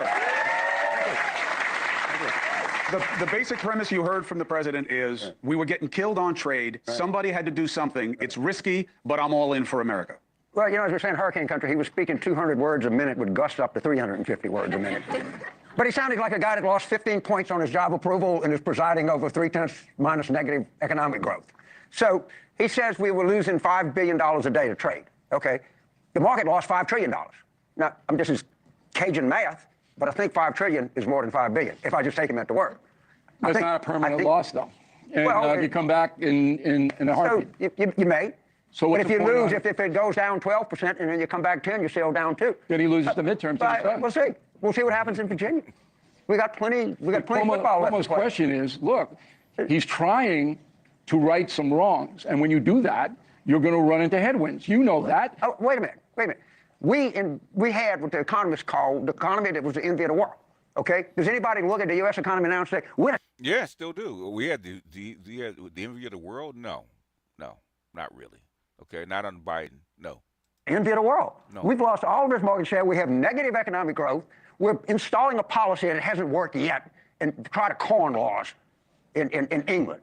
And so we're starting a trade war that have no idea what he's doing. And now he's saying, well, maybe you're only going to get $2 for Christmas and it might cost you a little bit more. Okay, well, I'm 80 years old, so I'm not worried about the price of dollars that much right now. But what's working here? Nothing. So what would you do? Yeah, he looks like an 80-year-old Southern white man. That's what they look like. What would you do? Well, first thing, I would have never started a trade war. Okay, so you're okay with $1 trillion going out when it comes in? A prosperous nation is always going to buy more from an unprosperous nation. We're always going to buy more T-shirts. Right, so you're happy let me finish, man. No, go ahead. I'm just giving you the rule of trade. We're going to always buy more T-shirts from Sri Lanka than Sri Lanka's going to buy Boeing aircraft from us. And the fact that you do have a trade deficit is an indication that you have a prosperous country and you buying things that come over here. Okay, so you're fine with it. You're fine with the $1 trillion, and Biden was fine with it. I'm not. Because he didn't do anything. Well, first of all, I am not fine with starting a trade war. Okay. That is Fine with an it. utter disaster. Big gulf. You know, when my guy was president, you know, I always tell people, what made y'all worse? The pieces of prosperity. There is not a single economic indicator where Democratic presidents do not massively overperform Republican presidents. No, they don't. They don't massively overperform Republican presidents. Go back to Jimmy Carter, okay? Go back to Jimmy Carter, okay? There is one, okay? You look me up, you check me out on every possible thing, from GDP growth to job growth to stock market growth to anything. Go back to Jimmy Carter, okay? You can think of, including deficits. Does that include Joe Biden? That Democratic presidents can take any time frame you want. I have no idea why anyone that cares anything about the economy would ever vote for a Republican for president. Jimmy, let's deal with what we're dealing with. So if that is the case, and we always make money on the Democrats, okay, why do people vote for Republicans? And why do they stay in office so long? It's bullshit, James. Okay. Let's set the table with what the problem is, okay? Because I think that the space that's being made for Trump is that he's picking on the right problem. I'm not talking about trade. In this country, the fastest growing socioeconomic group is billionaires. This was a middle-class motivated country. I never liked that word. I think you should just say the majority. The imbalance is real, okay? It's felt by people. It makes them angry. What do you do about it if not what Trump is doing? Yeah, he does look like Mumra, doesn't he, Charles? So Trump, you don't like what he's doing. What would you do? Because the issue beats you. It's an excellent question. The first thing I would do is I would not extend these billionaires' tax cuts, and I would not pay for them by clobbering the middle class and the lower middle class by cutting Medicaid expenses, of which He said he wasn't going to cut Medicaid. Go watch the budget. He did just say he wasn't going to cut Medicaid, okay? The budget is made by Congress, not by not by Congress, not by the president. And guess what? Congress, I watch Schweikert all the time. They're not cutting Medicaid, okay? They're not. Nobody ever said that. Well, I don't know where he gets that from. Budget that's been submitted. It's already got 600. He said he was going to end the war. There's nothing about cutting Medicaid in the budget. Did This he is say just or not say? propaganda, Did he Jim. say I'm not? Did he say or not say I'm going to end the It's a bunch Ukraine of war? bull and you know it. He just in other words, there's bullshit about Medicaid, okay? And entitlements. They straight up asked him about entitlements, Medicaid, Social Security, blah blah blah blah blah. Guess what he said? He said, "I'm not cutting it." Okay. Is it too late for everyday people to organize themselves and invest in third-party candidates? Is it too? They have elections every 2 years. They have elections every 2 years. I've been voting third party since 1992. They have elections every 2 years. How come the ordinary people don't do it? In fact, I'm going to ask you that question, okay? Since you asked, okay? And then we're going to continue to play it.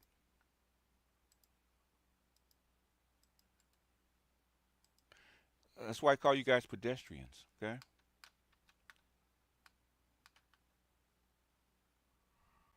You guys are fucking pedestrians. Now he just talked about entitlements and Medicare and Social Security, right? They just straight up asked him one of the first questions about Cuomo asked him about entitlements and Social Security and Medicare. Okay, what did he say? I'm not cutting it. And you said, well, he's trying to cut it according to his budget.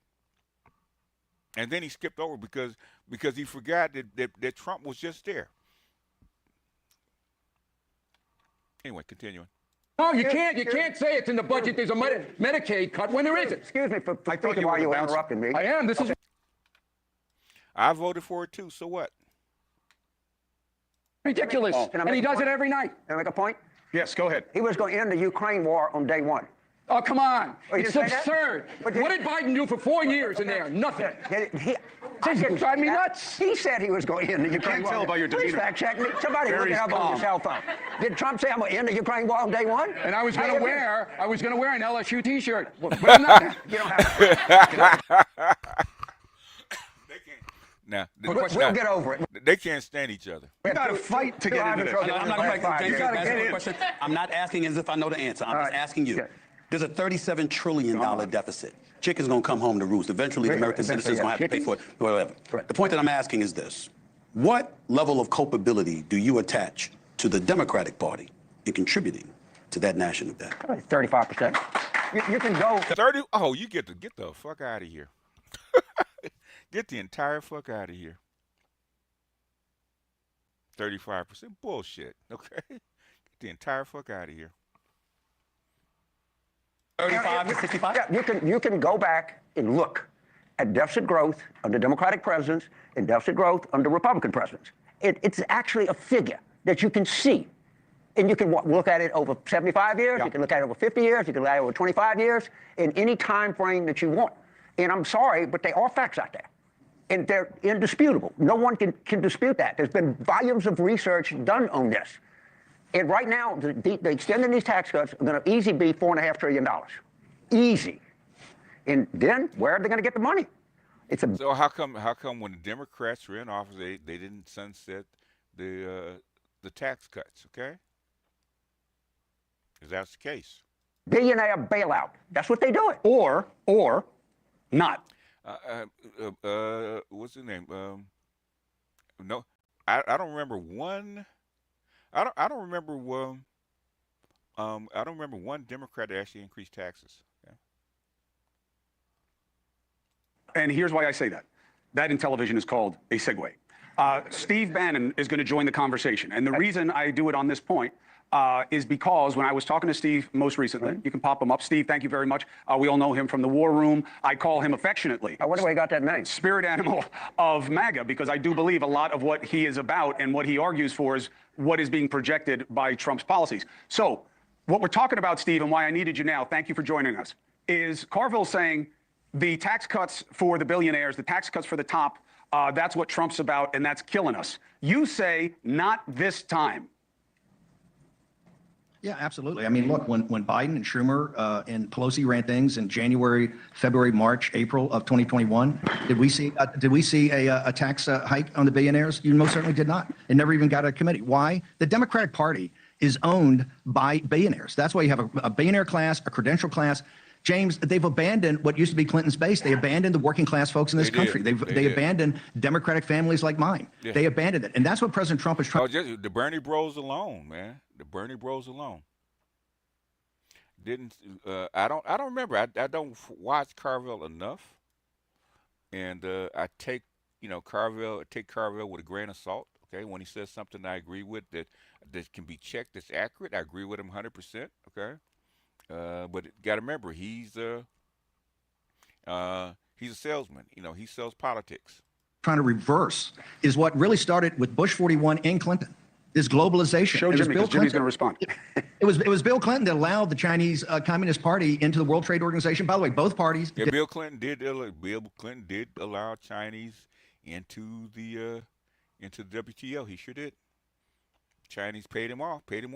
The neoliberal neocon, and that's why both parties are responsible for this. President Trump, this is a revolution. You're 100 days into this, and that's what he's trying to do is redo the entire commercial relationships of the world that focus not just on America first, but American citizens first, and particularly working class and middle class to bring high value added manufacturing. That I can tell you for a fact that Trump is focused. That's what they call Trump an isolationist. That whether I agree with it or not, okay, he's been very consistent about that.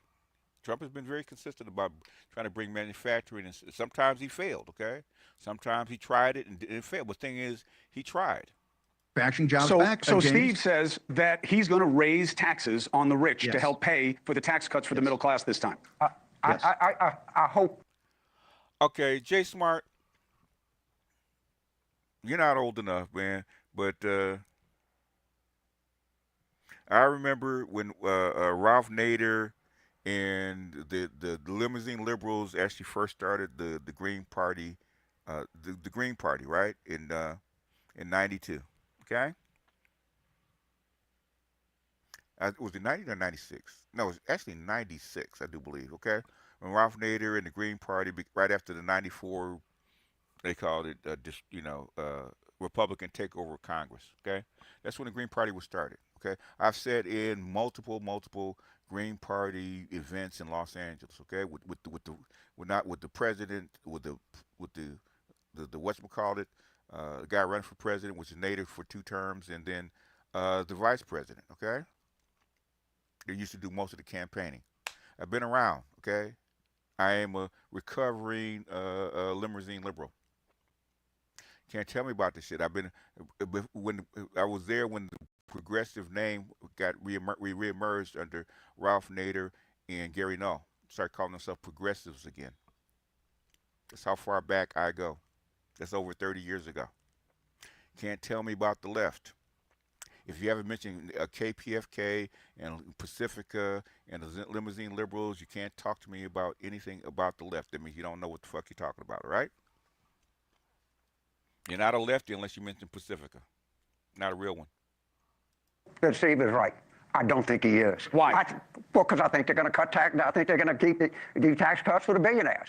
If he's right, if they raise taxes on rich people and help middle class people, and they keep expanding health care for middle class people and subsidies to help so people can buy insurance, if they keep doing that and they tax billionaires, you know what? I'm going to come on your show, Chris, and say, you know, I got it wrong. I got it wrong. But do you? Yeah, Ray B, what did TMZ say their problem is? Ray B, since you keep up with it. In fact, it was Trump that actually forced TMZ, actually forced TSMC actually start coming here, okay? And Biden followed through. Because they forced IBM, AMD to actually bring that technology over. So if TSMC wanted to continue using American technology, they had to bring a factory over here. But what's their problem? What is their problem right now about the factories?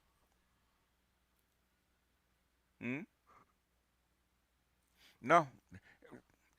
TSMC built the factory, the first factory before tariffs. The first fab was built in Arizona before tariffs. Had nothing to do with tariffs. They got no people, exactly. They didn't need tariffs for TSMC to come over here. Tariffs had nothing to do with it. It's really for the average person. He's really not for the billionaire. But do you agree with Steve Bannon when he says the left is sold out to the elitist on that side? Yes, of the aisle? they The do. same thing that you're accusing of the Republican Party of doing that the Democrats have been doing. Do you agree with that? I don't know. I don't. I think the Democrats have their own problem. I think that Trump's election was self-engineered by the Democratic Party. I think it was a horrible mistake to embrace the language of the identity left. I think it was a horrible mistake not to speak up and say Biden shouldn't be running. Well, you should have let Bernie Sanders run his campaign instead of sabotaging it. Come on. No, it's not that. They don't. Okay, I'm not even gonna get into it because you guys are way off the field about TSMC. Go back and do some more research on that. Well, they are. Running for re-election, and Stephen, you did that, and I congratulate you on that, and you were there early. And I think it was a further horrible mistake is on July the 21st when he dropped out, and President Barack Obama was trying to call people and said, "We got to have a contested operation here. We got to get these people front and center." So I think the Democrats, and I'll blame them, made three terrible mistakes that made this possible. If we don't make any one of those three mistakes, then Trump doesn't win. So I'm not here to defend the Democratic Party existed. But what I'm saying is the Democrats have an incredible opportunity to stand up to these billionaire tax cuts and to stand up to these cuts of health care for ordinary people. And if we do that, we don't have to trust the American people. So let's 27%. take a break. Let's keep the conversation going. Steve Bannon, it's great to have you here. Who would ever think that Steve Bannon and James Carville are in the same place in terms of what has to happen with tax cuts? That guy is smarter. What happens, we'll see. But I told you it was going to be a special night. I told you. We'll be right back. Stay with Newsnation. And we're going to go ahead and kind of. Everybody, welcome. We'll go ahead and bounce out after Bannon speaks. Okay. Welcome back to News Nation. It's a big night. We've got over 100 radio stations. The Democrats are not going to tell the truth why they lost, and everything he said about they let Hillary Clinton wing take over the Democratic Party. That's what happened. Okay, Obama interrupted it. She's still pissed off about Obama. She couldn't do anything about it. But the thing is, they let the Clinton wing take over the Democratic Party. Okay, and basically, the Clintons are Democrats in name only. They're dinos. Okay. Oh, okay. I thought he was kidding.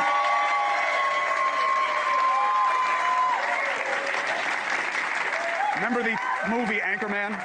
When Ron Burgundy says, we're on live TV right now, I don't believe you. And then he drinks a big bottle of scotch. That's not me. I'm Chris Cuomo. Welcome back to News Nation, our big town hall. Stephen A. Smith, Bill O'Reilly, James Carville, Steve Bannon. Now, News Nation's going big. Carville's an expert at deflecting because he bounced around it. But I like James Carville. When he gets mad, he starts telling the truth. CW is covering this at the same time. 100 radio stations, Sirius. They don't have enough. Go back and read what TSMC said. Okay, you don't have to believe me. Go see what TSMC said. How come they couldn't man the fab when they built it? The fab is they built the fab. They finished the fab what, 2 years ago? They finished the fab 2 years ago. What'd they say? Go back and look at it. XM. We have Twitter involved. Why? Because to have an actual conversation about how we get to a better place, instead of just going like this about who's worse, is at a premium. And America wants it. So tonight you get it. James and Steve were just talking about something that they agree on, which is, Steve Bannon, you know him. I call him the spirit animal of MAGA, right? Many of his populist ideas are what we're seeing motivating the Trump agenda. They both say it is time to raise taxes on the top to pay to help the middle class. So I want to push my luck. Bill says, this is going great. Bring up DEI. Okay. When it comes to diversity, equity, and inclusion, I want to see where you two guys are in terms of the government's role or lack thereof on this issue. James, when you think of DEI, of course, we know what the Supreme Court ruled in terms of admissions, but the extended policy now of eradicating it everywhere in favor of a meritocracy, do you believe that that's the trade that's being made? I don't know what the trade is being made, but I'll tell you something, I'm 80 years old. I worked one time in government. I worked for the city of Baton Rouge in 1980, and there was not a single black fireman.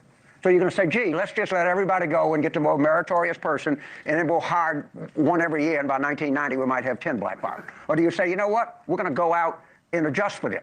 All right? So anything you do, you can take to an extreme. But you know who really likes DEI? The United States Military Academy, the United States Naval Academy, the United States Air Force Academy, the United States Coast Guard Academy, because they know that you have to have broad-based leadership in the armed forces. No, they don't. They don't like it. That's bullshit. They don't like it. They do not like it. They specifically said, we want to have these programs, and they still have these programs. But like anything else, you can overuse something, you can use it for nefarious persons. But do I think that a diverse workforce is a good thing? Yeah, I do. I do. And I think there have been certain inequities in our society that are still trying to resolve themselves out. And if we can do some things, not go crazy, but we can do some things to help resolve this, I think it's a good idea. I think corporate boards that are diverse can better serve the customer base that they have. All right, when I fly on Delta Airlines, you know, the people that fly on there, the flight attendants, they're all different ethnic groups, different races, and that's great. And the Delta board should have some reflection of that. Not the idea to give everybody some SAT test. Doesn't he sound like Yvette Carnell a lot? With the hands and the way he speaks. Yes. And then you say, well, gee, that's just the way it is. But I think diversity, if properly done, is a very important tool in the United States, and I think it should be done. So, Steve, when you hear what James says, what lands, what misses? I think it all sounds and feels great, but this is the problem. It's all about feeling. That was a sop thrown to people. You want strength in the minority and black and Hispanic community. Let's get high value added jobs back here. 10 million illegal aliens were allowed in this country to drive down wages of blacks and Hispanics. The Federal Reserve is very open about that. Wall Street bragged about it. That's the biggest thing that's affecting black and Hispanic. Jay Smart, go back and do your homework, man. Lower income families right now. What President Trump's trying to do is level the playing field, get wages back up. This entire reorganizing the global trade system is to bring high value added manufacturing jobs back here, not these service jobs, manufacturing jobs. So you can have a healthy middle class, but more importantly, a healthy working class with high paying jobs. And by the way, so that's where Trump's focused. This is what Wall Street and the corporate America always do. They throw you some sop. That's a shiny pony to divert your attention of how they're screwing the working class and middle class in this country every day. It's two different, and as President Trump just said, did you hear his interview here? Yes, sir. Okay. It's two different things. Yes, you want to provide as much opportunity for Americans to make as much money as they can, and manufacturing will do that. But you dodged the question, Steve, about preference. See, I'm fine with diversity. Okay, I agree with Carville on diversity. It's a strength. And I'm fine with inclusion. I think everybody should have an equal pathway to pursue happiness. I hate equity, because equity then favors one group or gender over another. Donald Trump, the president, was very clear on News Nation tonight that he does not want that. That if you are going to be admitted to a school or be accepted for a job, you do it on merit, not on gender or skin color. What do you think about that?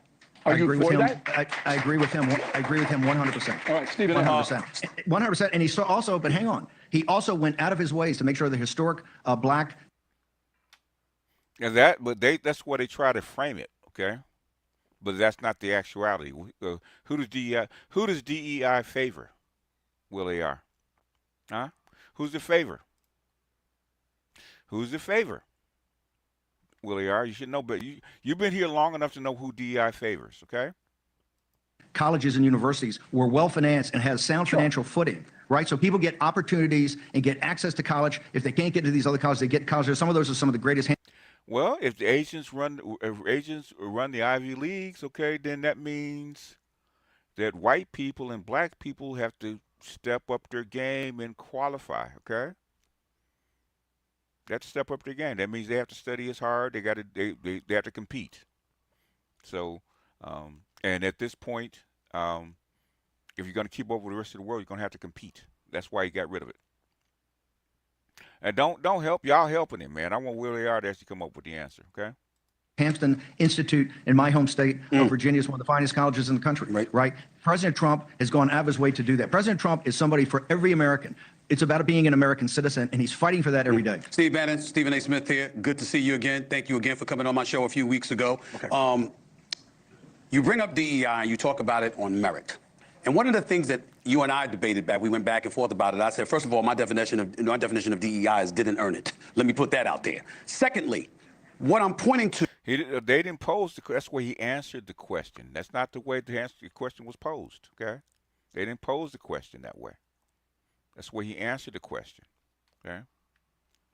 Somebody in the audience wanted him to actually bring up DEI, okay? Which I have no problem with. You can pose it any way you want. The thing is, are you actually going to stick to the facts? Two is the neglect in recalling why some of these policies were implemented to begin with. So when we talk about the and affirmative action, I'm going to tell you, even though it benefited white women, we got to remember, equal opportunity was actually much better than affirmative action. Okay, they did that because of the Bakke decision, and it used to actually the biggest surge of black male scholars and black male students and black male workers was actually after '68 when EEOC actually was in effect. Okay, that was the biggest surge. Okay, and then the feminists wanted their bite. Okay, actually the feminists white females are the biggest users of DEI, but also the biggest opponents of affirmative action. Affirmative action was actually killed by Asians. Okay.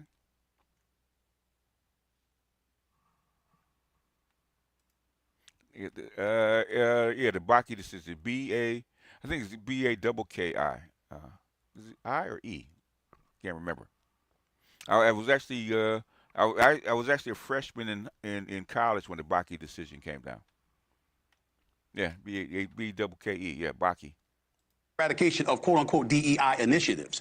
What it leads me back to is, okay, there was a white male power structure that existed throughout history before these policies were implemented that didn't operate based on equity, didn't operate based on merit, rather. They operated based on, to use your word, Bill, preferences. What in God's name are we seeing in this day and age that tells us that America or this administration or Congress, whomever, that their preferences is going to be diversity as opposed to a return to the quote-unquote good old days? The diversity is merit.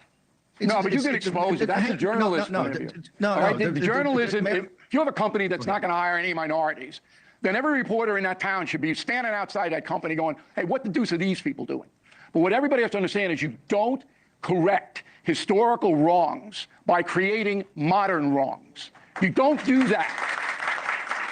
All right, hold on. Jimmy, I want to get you in, and then we're going to pivot to a different topic because I got Secretary Kennedy, and I don't want to lose his window. Go ahead. I just want to make a point about DEI. I taught college for 16 years. I taught 9 years at Tulane. You know how you would get in my class if you were black or you were conservative? You know why? Because we didn't have many, and I wanted a diverse class run. So if you came in and you saw me and said, Professor Colby, I want to get in your class, conservative Republicans would come right in. We would actually go out. We would go out and look for black students to be in a class. You know why? Because I wanted a diverse class. I wanted diverse opinions. And if you just sit at a major, expensive private university, you know what you're going to lack? You're going to lack sufficient number of black students because there's a huge economic barrier to go to these $75,000 a year colleges. And it's secret. These colleges are overrun by liberals. I wanted other people. I practiced diversity. I practiced whatever you want to call it. I actually solicited black and conservative students because I thought it made for a better education for everybody else. It made for a better classroom. Let's bring in Secretary Robert F. Kennedy, Jr. Bobby, thank you. You can register. What are you talking about, man? Have you ever gone to college? Never ever gone to a 4-year college? You just don't register for class. It doesn't work that way. Thank you for being patient. I'm sorry about that. It's a lot of talkers up here. It's good to have you, Secretary. I just wanted to set the table with a news event that you've had to deal with, okay? I don't know. You can explain to the audience. Willie, calm down, man. How concerned we should be about measles. But it is an interesting conversation around the vaccine. And there is criticism that comes your way. Now, your messaging on it, you've been telling people to get vaccinated. But there is criticism of you, Bobby, that, oh, now you're saying get vaccinated. You weren't saying that during COVID. That's why people aren't getting vaccinated. And now it's a problem. How do you deal with that issue, and what responsibility do you have in terms of how people feel about getting vaccinated? We're doing better in. See, Hutch, what do you have to do first before you register? You have to be what? Got to be what? See, Hutch, got to be what?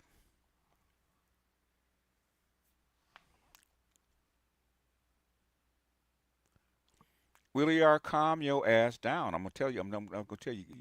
First you have to be admitted. Okay, if you're admitted, you can do anything you want once you get admitted. Okay, but they have to admit you first. Affirmative action and EEOC and DI is about being admitted to the college in the first place, right? Right?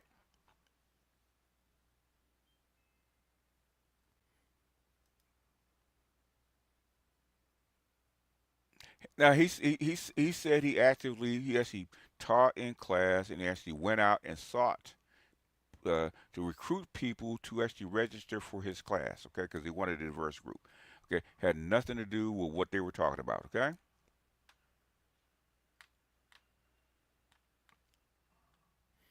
Jesus Christ, you guys. Managing our measles epidemic in this country than probably any other country in the world that has outbreaks right now. We have about 842. No medical. The thing is, what he's talking about is what. Okay, all the studies are in. You can read the studies for yourself for the last 40 years about what he's talking about. He's read all the studies. You don't have to have a medical degree to actually read the studies. Okay. There's like what he talked about as far as vaccines, stuff like this, like 50 studies on that. Okay. To read the studies, you don't have to have a medical degree to actually read the studies.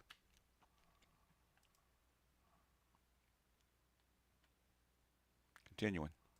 Chris, in Canada, they have about the same number. They have 1/8 of our population. Europe has 10 times that number. Our numbers have plateaued. So you're still seeing added measles cases, but the rate of growth has gone down. Now, there are populations in our country, like the Mennonites in Texas, who are most afflicted, and they have religious objections to the vaccination, because the MMR vaccine contains a lot of aborted fetus debris and DNA particles. So they don't want to take it. So we ought to be able to take care of those populations when they get sick. And that's one of the things that CDC has not done. CDC has said the only thing that we have is vaccination. There's all kinds of treatments when people do get sick, and those people should be treated with compassion. I'll say, and we ought to have good treatments for them, and that's what we're developing at CDC right now, protocols for treating measles. I want to say this. We've had 4 measles deaths in this country in 20 years. We have 100,000 autism cases a year. We have 38% of our kids now are diabetic or pre-diabetic. That should be in the headlines. When I was a kid, the average pediatrician saw 1 case of diabetes in a 40 or 50-year career. Today, 1 out of every 3 kids who walks through his office door is diabetic or pre-diabetic. That should be getting the headlines. When I was a kid, 2 million There were 2 million measles cases a year, and none of them got headlines. And we had 400 deaths. We had deaths about between 1 and 1,200, 1 in 10,000. We have so many kids now who are afflicted by chronic disease, and the media never covers them. They only want to cover measles. And what I've been saying to people is, let's pay attention to other illnesses. Yes, they do. Yes, they do. Yes, they do. They do. He's telling you the truth. Yes, they do. As well.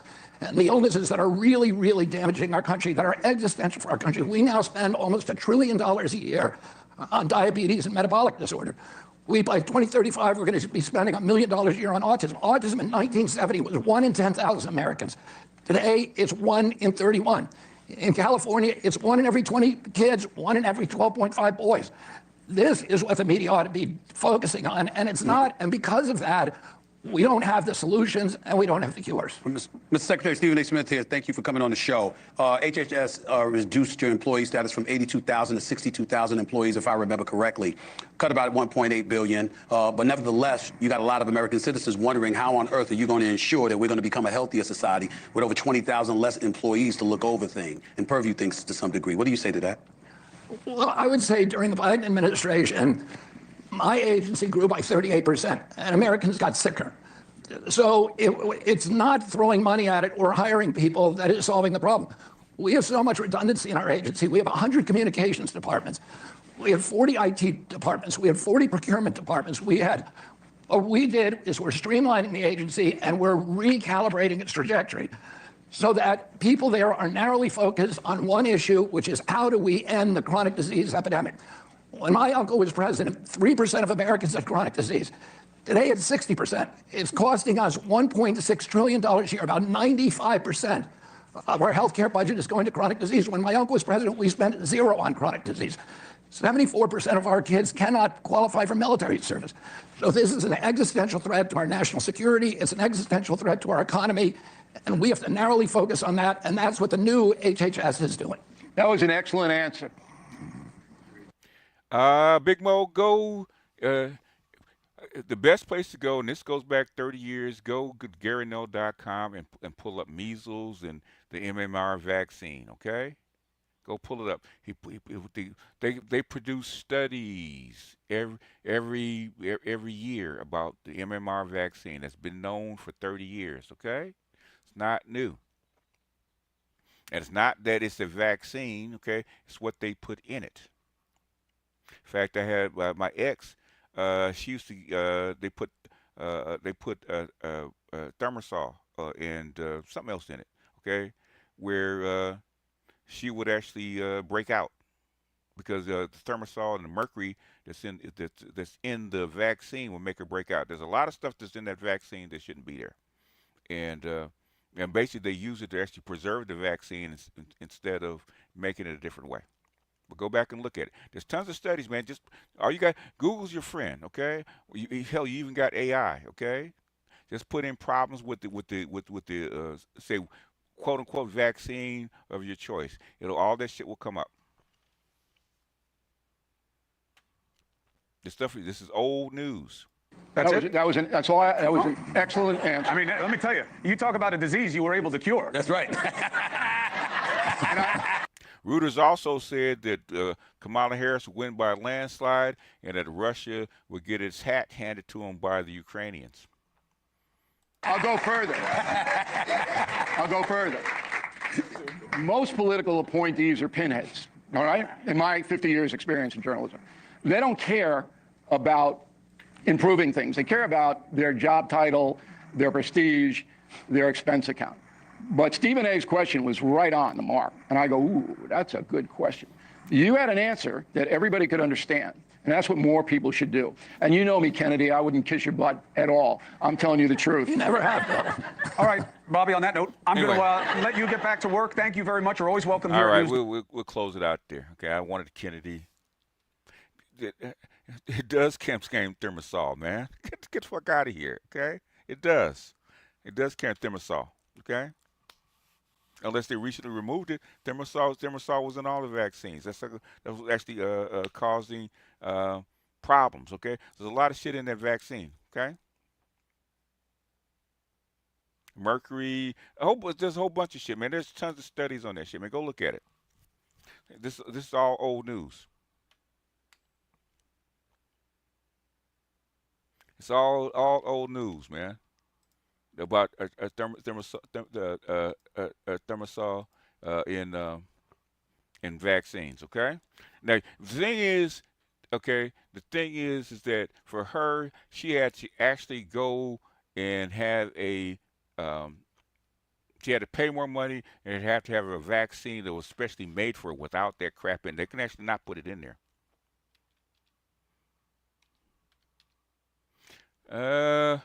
I don't have time for this shit, man.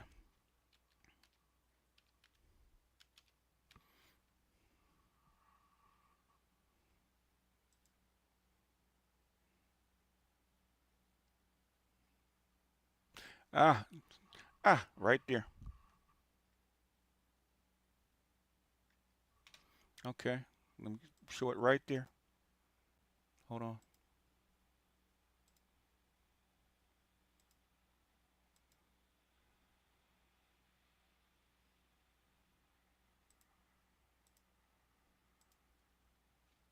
That's not it. Wrong one. Uh, uh, uh, uh, uh, uh, uh, uh, uh. uh. Da-da-da-da-da. There you go. It's right there. Google search. Right there. I just searched for it. Theomersal. Theomersal, right, is a organomercury compound that has been used as preservatives in vaccines, antiseptics, and other medical products. Okay? Right there. From Eli Lilly. Okay? I don't know where you know. I just Googled it. Lying motherfuckers. Okay? Lying motherfuckers. Okay? How do you know they removed all of it? Okay?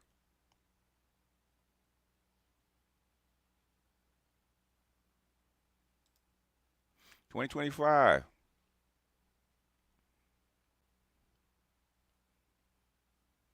They still use it. That's 2025 U.S. Food and Drug Administration. They still use that shit, man. Get the fuck out of here. They took it out, BGS. I also studied in grad school. Get the fuck out of here. I just pulled it up. What are you talking about? I just pulled it up. I just pulled it up.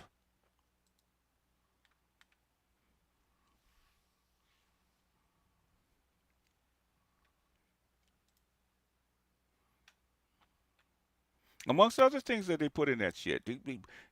He would get called out. He knows better. He'd get called out if he said it's something that wasn't accurate. Get the fuck out of here, man. Where they get you all from? I studied it as this in grad school. Evidently you didn't, you know. Like I said to people that do that, they get improper information, go get your money back. Okay? They miseducated you. I tell that to my daughter all the time when they come up with bullshit. Okay? Go get your money back. They miseducated you. The search is too easy. The birth of that when a sperm enter egg is. Oh yeah. It's the sperm carries the energy.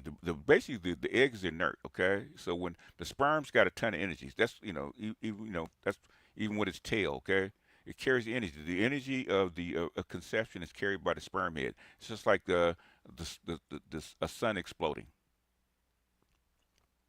because the sperm is like 99% energy. They are used in multi dose. All childhood vaccines are single dose now. Not all of them. Okay, they still use that shit. Okay, it's still in vaccines.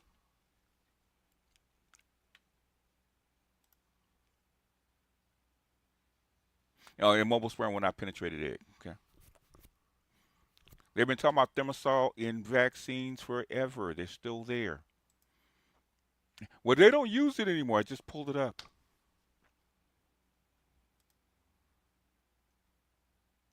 I just pulled it up. I said, we just woke up this morning. That's why they don't believe you. You might want to do a Sammy Sosa. Okay. I did wake up black this morning. I just pulled it up. Go to the U.S. The FDA. Okay, they've been talking about this, man, for the last, trying to get this shit out of the vaccines for the last 30 years, man. That's why I know. They put the thermosol in the vaccine so it can be stored. That's why. Same thing with your breads and all the other kind of shit. They wanted to have a longer shelf life. Okay.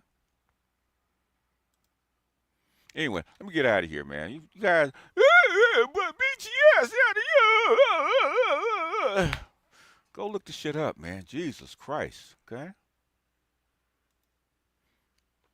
They don't use it in childhood vaccines. Yeah, bullshit, man. Go look it up.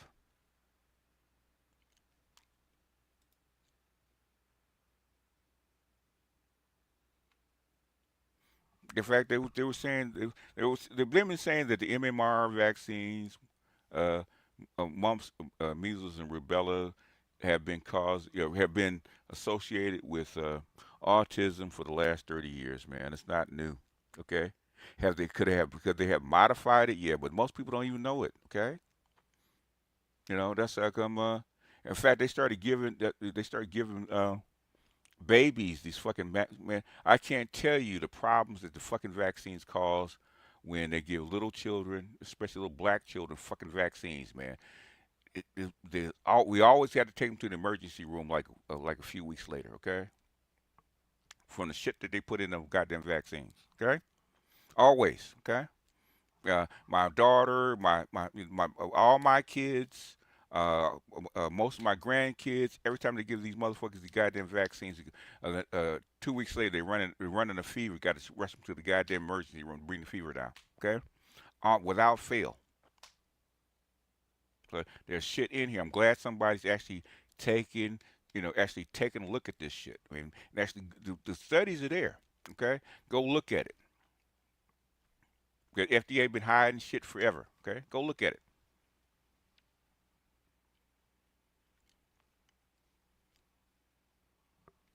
Anyhow, let me get out of here, man, because you guys will argue with the fly about how it flaps its wings. Okay,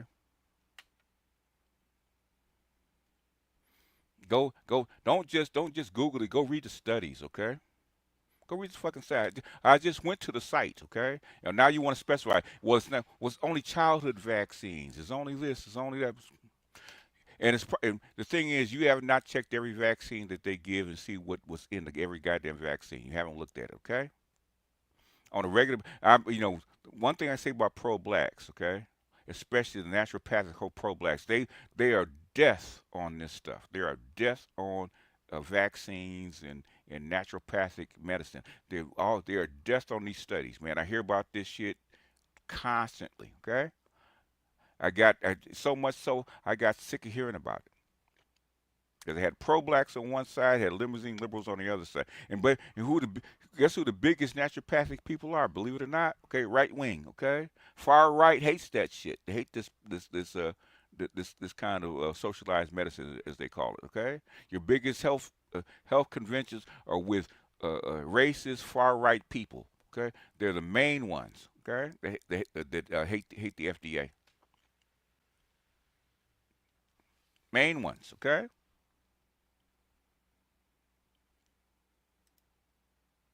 Yeah, yeah. I should take one every year because my brother had sickle cell. I never got sick until I took the flu vaccine, stopped taking them, and hardly ever got sick again. Um, know what's in it. Know what's in it. Before you take a vaccine, allow somebody to put something in you. Read what's in it. Okay. I found out because I used to have bad. My feet used to swell badly. Okay, I couldn't figure out what it was until one week. I said I was actually gonna solve it. Okay, so I went back and found out exactly what I was eating, and then I kept track of when my feet swelled. Right, I found out exactly what it was. Right, okay, is partially hydrogenated vegetable oil, peanut, especially hydrated peanut oil. Right, okay. because it has a high concentration of nickel, okay? Ionized nickel, okay? And I have a nickel allergy. My feet used to swell.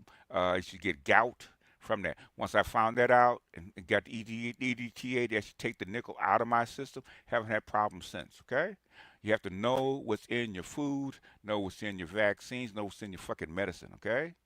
And the thing is, most times I hire this shit. They need somebody like Robert F. Kennedy Jr., okay, to actually bring this shit out and bring it to the forefront, whether you agree with him or not.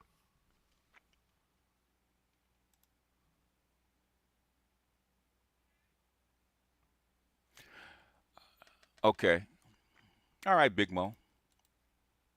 Dude, if I have a perfectly healthy kid running around, bouncing around, and 2 weeks after they take a fucking vaccine, their temperature goes to 105, what would you say caused it? Just out of logic. Okay? If every time they take a fucking vaccine, you got to run them to the hospital the next week, a week or two, what do you say was going to cause? It's called cause and effect, right? You cannot be this fucking dumb, okay? You cannot be this goddamn dumb. And you're supposed to be a college student. You can't be this goddamn dumb. It's called cause and effect. And it didn't just happen to one kid, it happened to every kid I had. It happened to my grandson. I had to make sure my daughter knew what was in the fucking vaccine they gave to my grandson. In fact, I had to, for a whole 2 years, she actually stopped giving it to him because he kept running to the fucking hospital. He damn near died one time behind that shit. What are you talking about? Everything has side effects, but they don't talk about it because it's a cost of doing business. He especially said it for black kids. Black kids need to come off these fucking vaccines because they're not built for you. That's one thing he did say. They got mad.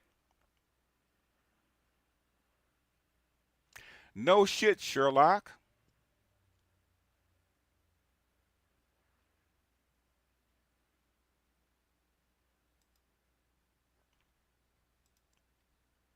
Hold on.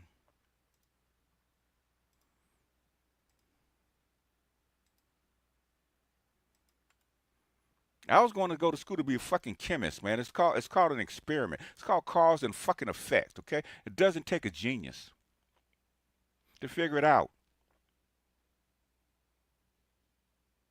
If your kid is bouncing around for a whole fucking year, nothing wrong with him, don't even get a fucking cold, you give him a fucking vaccine shot, and a week later, they take him to the hospital with 105 temperature. Okay, it doesn't happen once; it happens multiple times. What do you think? What do you think is going to happen if you're a doctor? What are you going to actually conclude, sir?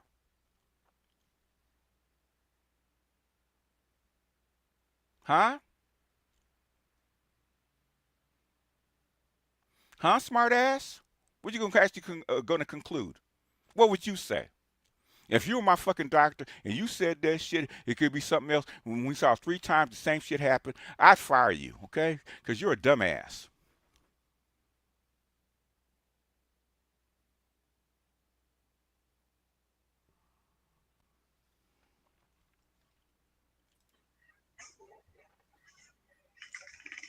ABGS. Yes, sir.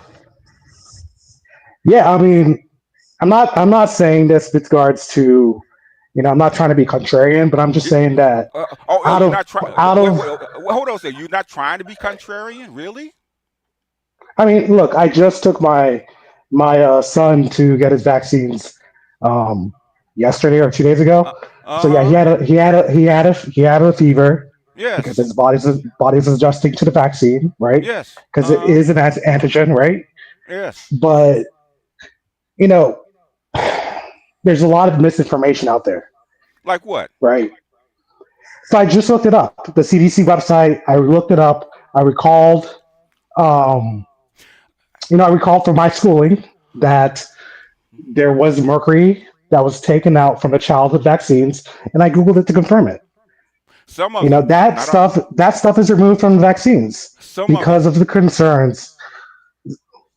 But I mean, I agree that our Some government could be lying about the so, vaccines, right? I somebody agree. I just looked up on But as far as FDA. I know, Did you go back and read the insert for the vaccine you gave your kid? no, I didn't read the entire list of ingredients. No, I did Why not. not? Why not? Because Because as a former because chemist, I under because as a former chemist, I, that's what I I'm do. I took OChem, I took general chemistry, I took all that for medical school, right? Yeah, So yeah, yeah. So I you know. understand I understand all the stuff that you're talking about. But what Yeah, I'm saying is when it comes to measles, mumps, rubella, or what have you, the disease itself has killed so many people. I I'm mean, not. as a matter of fact, vaccines are probably one of the reasons why we have been able to reach the population sizes that we've had have currently. No, not You know, actually. that Not, and not, not, antibiotics. To no. have You so know, many no. people in Hey, one hey, hey, hey, location, hey, hey, hey, that's, hey, I hey, mean, I hey, can't, hey, hey. Are you going? Let me know when you finish, man, because you're gonna keep talking. Okay. I mean, I'm not going to keep talking. We're having a dialogue, right? So I'm going to stop What? talking No. and you can Okay. talk to me. Okay.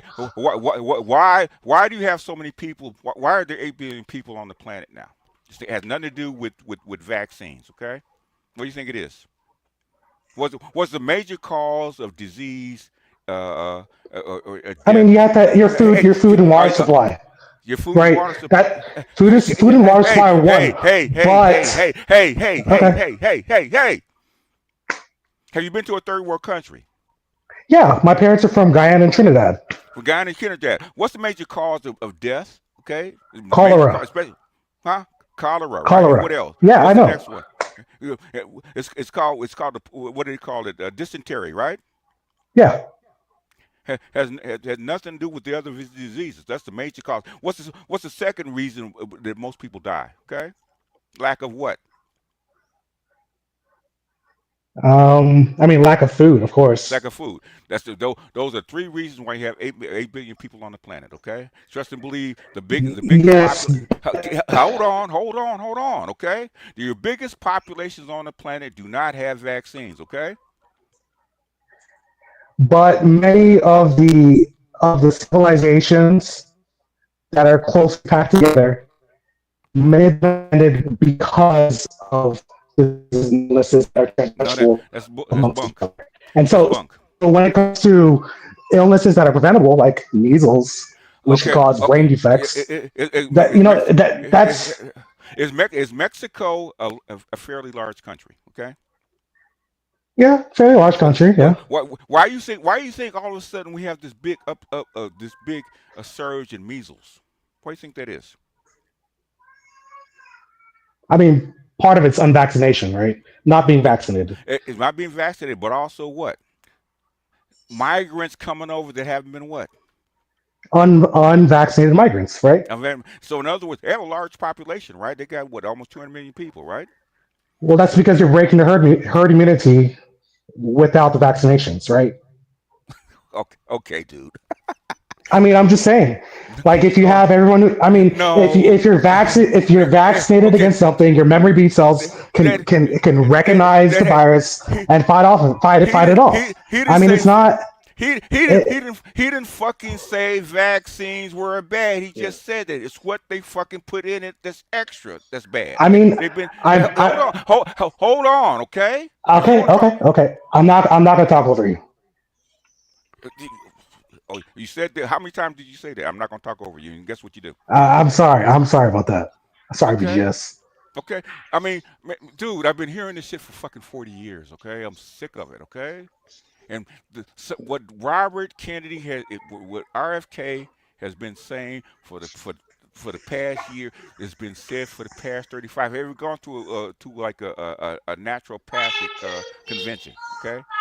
Have you ever gone to one of those? No, but I talk to a lot of naturopaths myself. Well, I'm open to it. Hey, can I go clarify something? go ahead. Okay, they put preservatives and stuff so they can buy it in mass, in bulk. You know what I'm saying? So if they were gauging for children and they buy it as they go, I mean, we live in a capitalist country that likes buying stuff in bulk, mass, full boats. So those I always forget the word, the stuff that stores food for a long time, makes it preservatives. They Preservatives, put yeah, it in for that reason. for that Because if reason. they That's don't use preservatives, yeah. you're ordering based upon the population that you see that And you're having as in other opposed. words, it's got to be made locally, and it's got Yes. you basically got to be turned. Or you have to So put it why on ice. that's how come you Hmm. also cost more too because because Yes. it won't stay on the shelf like bread. Okay, Hmm. like bread. If bread without preservatives will last 3 days. 3 days. Okay, bread. The other part, In other words, it doesn't even come off your shelf for 2 weeks. Okay, in a store. yes. Go ahead. And the other part is like we didn't have monkeypox until immigrants came in with monkeypox, and then they spread it through Houston, Dallas, and a few areas that they had to lock down people in their apartment buildings for like 3 months. And the thing about it is, when you see these outbreaks, you just hear about it generally, but when you look at the locations, it's major distribution areas, And and it's this simple. If you don't have to give kids all these vaccines, I asked my doctor she hits me up and tells me when to take the flu shot, and it's when the flu is super high, and I take the shot. I don't take it 3 months prior. I just take it during the period. So if you yeah, have an outbreak of some sort, yes, give your children a vaccine to make sure whatever. I, But they I, shouldn't I, be just I, taking it I'm back sick. to back to back. I've never taken a flu shot in my life. Hmm. I Yeah, take the it. only thing about I the used to flu get beat shot, up. I've never taken a flu shot in it, my life. In it fact, had, in fact, most every time I see some, the reason I don't take a flu shot because everybody gets a case of the flu when they take a flu shot because of the Yeah, yeah. because yeah. they have to forecast the strains, right? I particularly wait until like it's high in the area. I just don't Uh, take it like 3 months prior. So you yeah, work in a professionally exposed, so that's yeah, probably why you yeah. take it. Okay, they probably And make you take like it, I but said, like my belief is if you see it on the rise in a given area that people are entering and exiting, just like immigrants. Um, if it goes high, like we've seen, yeah, during that period, give your kids a shot, but just loading your kids with shots 24/7 is eh, crazy eh, to eh, me. Black 995, you're not connected, so you might drop Yeah, and try again. Okay.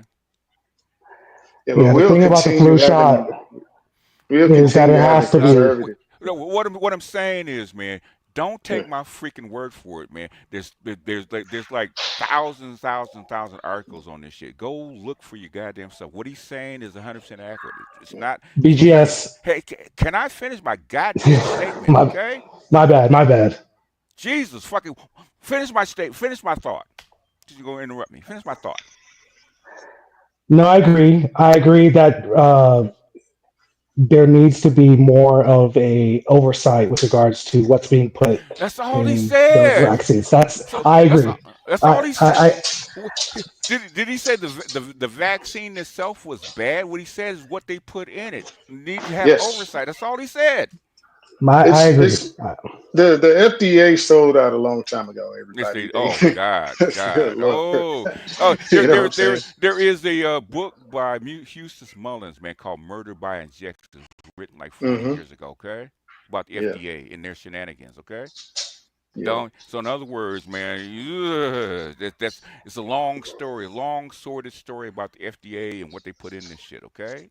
In Yeah, Hmm. fact, I, the whole pharmaceutical thing, what they do to cancer patients and how they make money off of cancer patients, it should be a crime, but nobody talks about it. Yeah. Nobody talks about it. Shoot, Anyway, high blood pressure medication. oh Jesus! I mean, Shoot. what I'm Try to saying make the is, person go vegan or what I'm saying is, vegetarian. what I'm saying is, they like you said about childhood diabetes. They put the shit Hmm. in the food to give these kids diabetes and then treat them for it. They Yes. make money on both sides. Okay, Yeah. which should be a crime. If you give your yeah. baby Similac or look on back, it's fructose corn syrup in it. Fructose corn It's syrup, crazy. man. God, Jesus Oh no, Christ. And they're giving it to my babies. my kids breastfed only. Yeah, mine So too. I so don't Mine play with so too. that. so so so That's not. in other You're words, aware. instead of what I don't understand is people. Okay, I don't know what you feel about RFK Jr. Right? I don't know what you feel about him. Right? Okay, you should cheer him because he's finally bringing shit to light that's been festering for the last 40 years. Okay, if nothing Yeah, we else. have to make adjustments, some real And nothing else. adjustments. Whether you agree with him or disagree with him, at least he's bringing the subject up. Okay. One thing I like about Trump, whether you like him or not, okay, whether he does it right or wrong, at least he's bringing the shit up. He's willing to actually talk about this shit. Okay, migrants, about the budget, about all this shit. He's at least willing to talk about it. Most of these Yeah, motherfuckers hide that shit. I believe I like mean, just how this hold on. I believe how this gap with Democrats, liberals, conservatives, they use extremes. So when you want to bring something up that somewhat both sides utilize or agree on, you have to use an extreme to draw attention towards it. You know what I'm saying? That's the only way people are gonna look at it. People agree on both sides Yeah. that there's an issue. So use an extreme to draw the attention towards it so people talk about it. Otherwise, it's going to get shelved. Yeah. yeah, the one thing I can say for certain is I do not trust the government. Right, I don't trust our government. So so you know so what I'm saying is RFK's oversight. I agree with that. Oh, You know, thank you. That's all we're trying to so say. I'm I don't know what you're not. butting about. You know, but at the same time, there is utility in vaccines, right? Being able to be exposed Okay. to Oh, a non-virulent form of the virus so that your body can gain immunity does have did, some utility is what did I you was We that's all haven't I'm talked saying. did against you that. We did haven't you talked against that. did you listen to what he said? Yes, it's about the No, no, preservatives, no, my no, no. guy, and Did you something listen from to there. what he said? But not all the preservatives. I mean, in reading Okay, some so of check it out, the bro. Check it out, bro. They have phthalates all in that shit too. If you didn't know, it's all in Yeah. it. You know what I'm saying? Did you when he actually was confirmed? They asked him about vaccine. He listed about 10 studies, ongoing studies, the recent. Yeah. Okay, he listed about 10 of them. Okay, so in other words, the motherfucker know what he's talking about because I've heard this shit for the last 30 years. He knows what he's hmm talking about. Okay, yeah, let me go ahead and review those studies just to be sure. thank You know, you, Yeah, and thank and you. you know, I'm open. I'm they open about that. It's just they know how these vaccines interact with different bloods and different races of people. Like Yes, they do. literally, they know. That, They that, that, literally know. that's why I know this shit for a fucking fact because just 5 years ago, okay, my grand well a few years ago, my grandson damn near died behind that shit. Okay, hmm in other words, his temperature was like 100, damn near 106. Okay, hmm damn near died behind that shit. And I know it came from the vaccine because I seen this shit before. So I told my daughter not to stop giving that shit to him. Yeah, the access that we have, this healthcare now compared to those past generations that were just Hmm. dying in their barn, it's a different situation. I can grab some ice out of my refrigerator and throw it in the bath if my son gets sick or over something. I have all type of access to stuff. Yeah, I can go to Walmart, and so I'm not against vaccines, and at the same time I'm not for them. I just look at it like when I see those numbers go up, yeah. that would be the time to vaccinate your kid, maybe Yeah, yeah, yeah. to lower the risk. But In fact, otherwise, just shooting them up. in fact, I can tell you for a fucking fact, man, about the COVID vaccine, right? Because Yeah, I hated that. we had a genetic scientist that makes the shit, man. It told me which ones to take, which one not to take. She said, do not hmm take do not only take the I think it was Johnson because that was actually a traditional vaccine, okay? Don't do not Yeah, take the other ones, okay? and and She and said then that. those vaccines, they're engaging in trying to cure, the Yeah, endless and disease and that lives forever with yeah, the RNA reverse. and we're gonna close it out because I got to run. I got another thing I got to do. So who hasn't spoke that wants to get in? Yes, Yes, sir. yes. I'm 32. Trump has been the most transparent president for me. What say you? For you, like, has he been? He's pretty transparent, I believe. He's Compared, compared relatively. compared relatively, yeah. I mean, yeah, yeah. he runs his mouth, so he's open. So right or wrong, He okay. says crazy shit and shit. Well, He does. well, Biden did crazy shit. So and He did say did Yeah, that about crazy shit. yeah, a lot of Facts. plenty of crazy. in fact, the whole tariffs. I'm gonna say this: the whole reason you have Started by tariffs, Biden. the whole reason you have tariffs is because Biden fucked up the whole dollar system by putting Russia on sanctions, stealing their goddamn money. So now, Biden got that bread. Well, He got the fuck on. now he ain't. All right, man. I'm not He got even. that. well, put it like this, I'm guys. not even going to After discuss it BGS. because I don't even want to go there because I know pedestrians by the fruits that they bear. Right? Okay. Then let me finish. Okay. We said here, and I came in, and BGS said it right when I said it. Joe just put the tariff up to 100%, and you don't hear about it in the And news. You don't hear about it. I told people that Trump was going to do it. This is Besant's theory. Bring people to the table. He just said it. He said it to himself. I told people that was the thing about tariff. It's because Biden broke the dollar system by basically putting stealing Russia's money, and try to put sanctions on. So the BRICS had to 500 billion. put a parallel banking system that's not dollar based. Okay. That's what happened. So Trump is trying to bring these people back to the table to negotiate, get the dollar system back, at least repair some of it. That's what he's trying to do. Absolutely. And he has said it himself. If you see how much money the Chicago banks are losing, like they reported it one time, they started reporting it. It was like 500 million, 50 million a Somebody day. alarmed. But I don't like talking to the people that have no idea what the fuck is going on with how the dollar system works, because it's like talking calculus to kids that don't even know how to add yet. Okay, it That's makes why I no like sense. that Indian PhD lady. You know, I always see her videos. Yeah. Yeah, the PhD lady. If you really Sadiq want, Sabadaba, whatever her name is. I wish I had taken all Henry C.K. Lou's stuff down before before his site got closed down, because he talks about the dollar system and how it was put together. I just played it. I just put it in my dark news. Okay. With what's the name, Rasmus, explaining exactly why it was and what happened. Okay, but nobody listens to it. Okay. Okay, there's a reason. There's a reason that Trump is doing what he's doing, and this is not Trump. This is Besant. Okay, if you really want to know what the policy is, don't listen to Trump. Listen to Besant, because it's his policy. Okay, they're trying to get people back to the table and repair the dollar system that was broken. Okay, if you guys want to continue to live the way you live, if not, give it 10 years. You won't live that way no more. Yeah, you Closing be thoughts. living with your mom to the 45 years old. I mean, basically, the system will crash, and everybody will, there'll be plenty of housing by then. Okay. Who hasn't spoken needs to speak? Otherwise, because I'm getting ready to bounce. I got something. Can you guys hear me? Yeah, got you. So I believe in vaccines somewhat too, but I believe in vaccines somewhat too. BGS, I want to ask you a question. Do you think there's a link between vaccines and autism in black children? Yes. And the second component to that question is, do you think there's a link between vaccines and autism in black children that are then sent to special ed? I don't know about special. No, special ed has nothing to do with it. Yeah, they send any kid to special ed. They do that whether the kid has autism or not. For a black boy, that's automatic. Special ed does more with your parents not reading to you. That's called racism.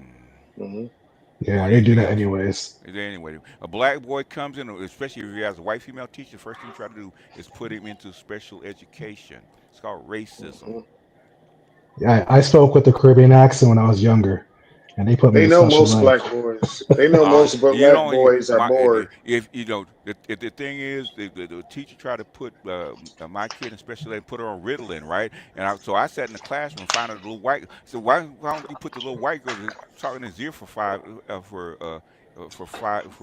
constantly? Okay, how come you don't put her on Ritalin? Because he can't pay attention because she's talking in his ear, but you don't do nothing about that, do you? Well, you won't put him on Ritalin. Come on. 90s shit. I said, what'd she do? She moved his seat. Guess what happened? Never came up again. Anyway, I got to go, y'all. Hey, check out the videos I sent you. You'd be impressed. I shall. All right. Have a good night. All right. Good. Thanks for having me up here. Night. All right.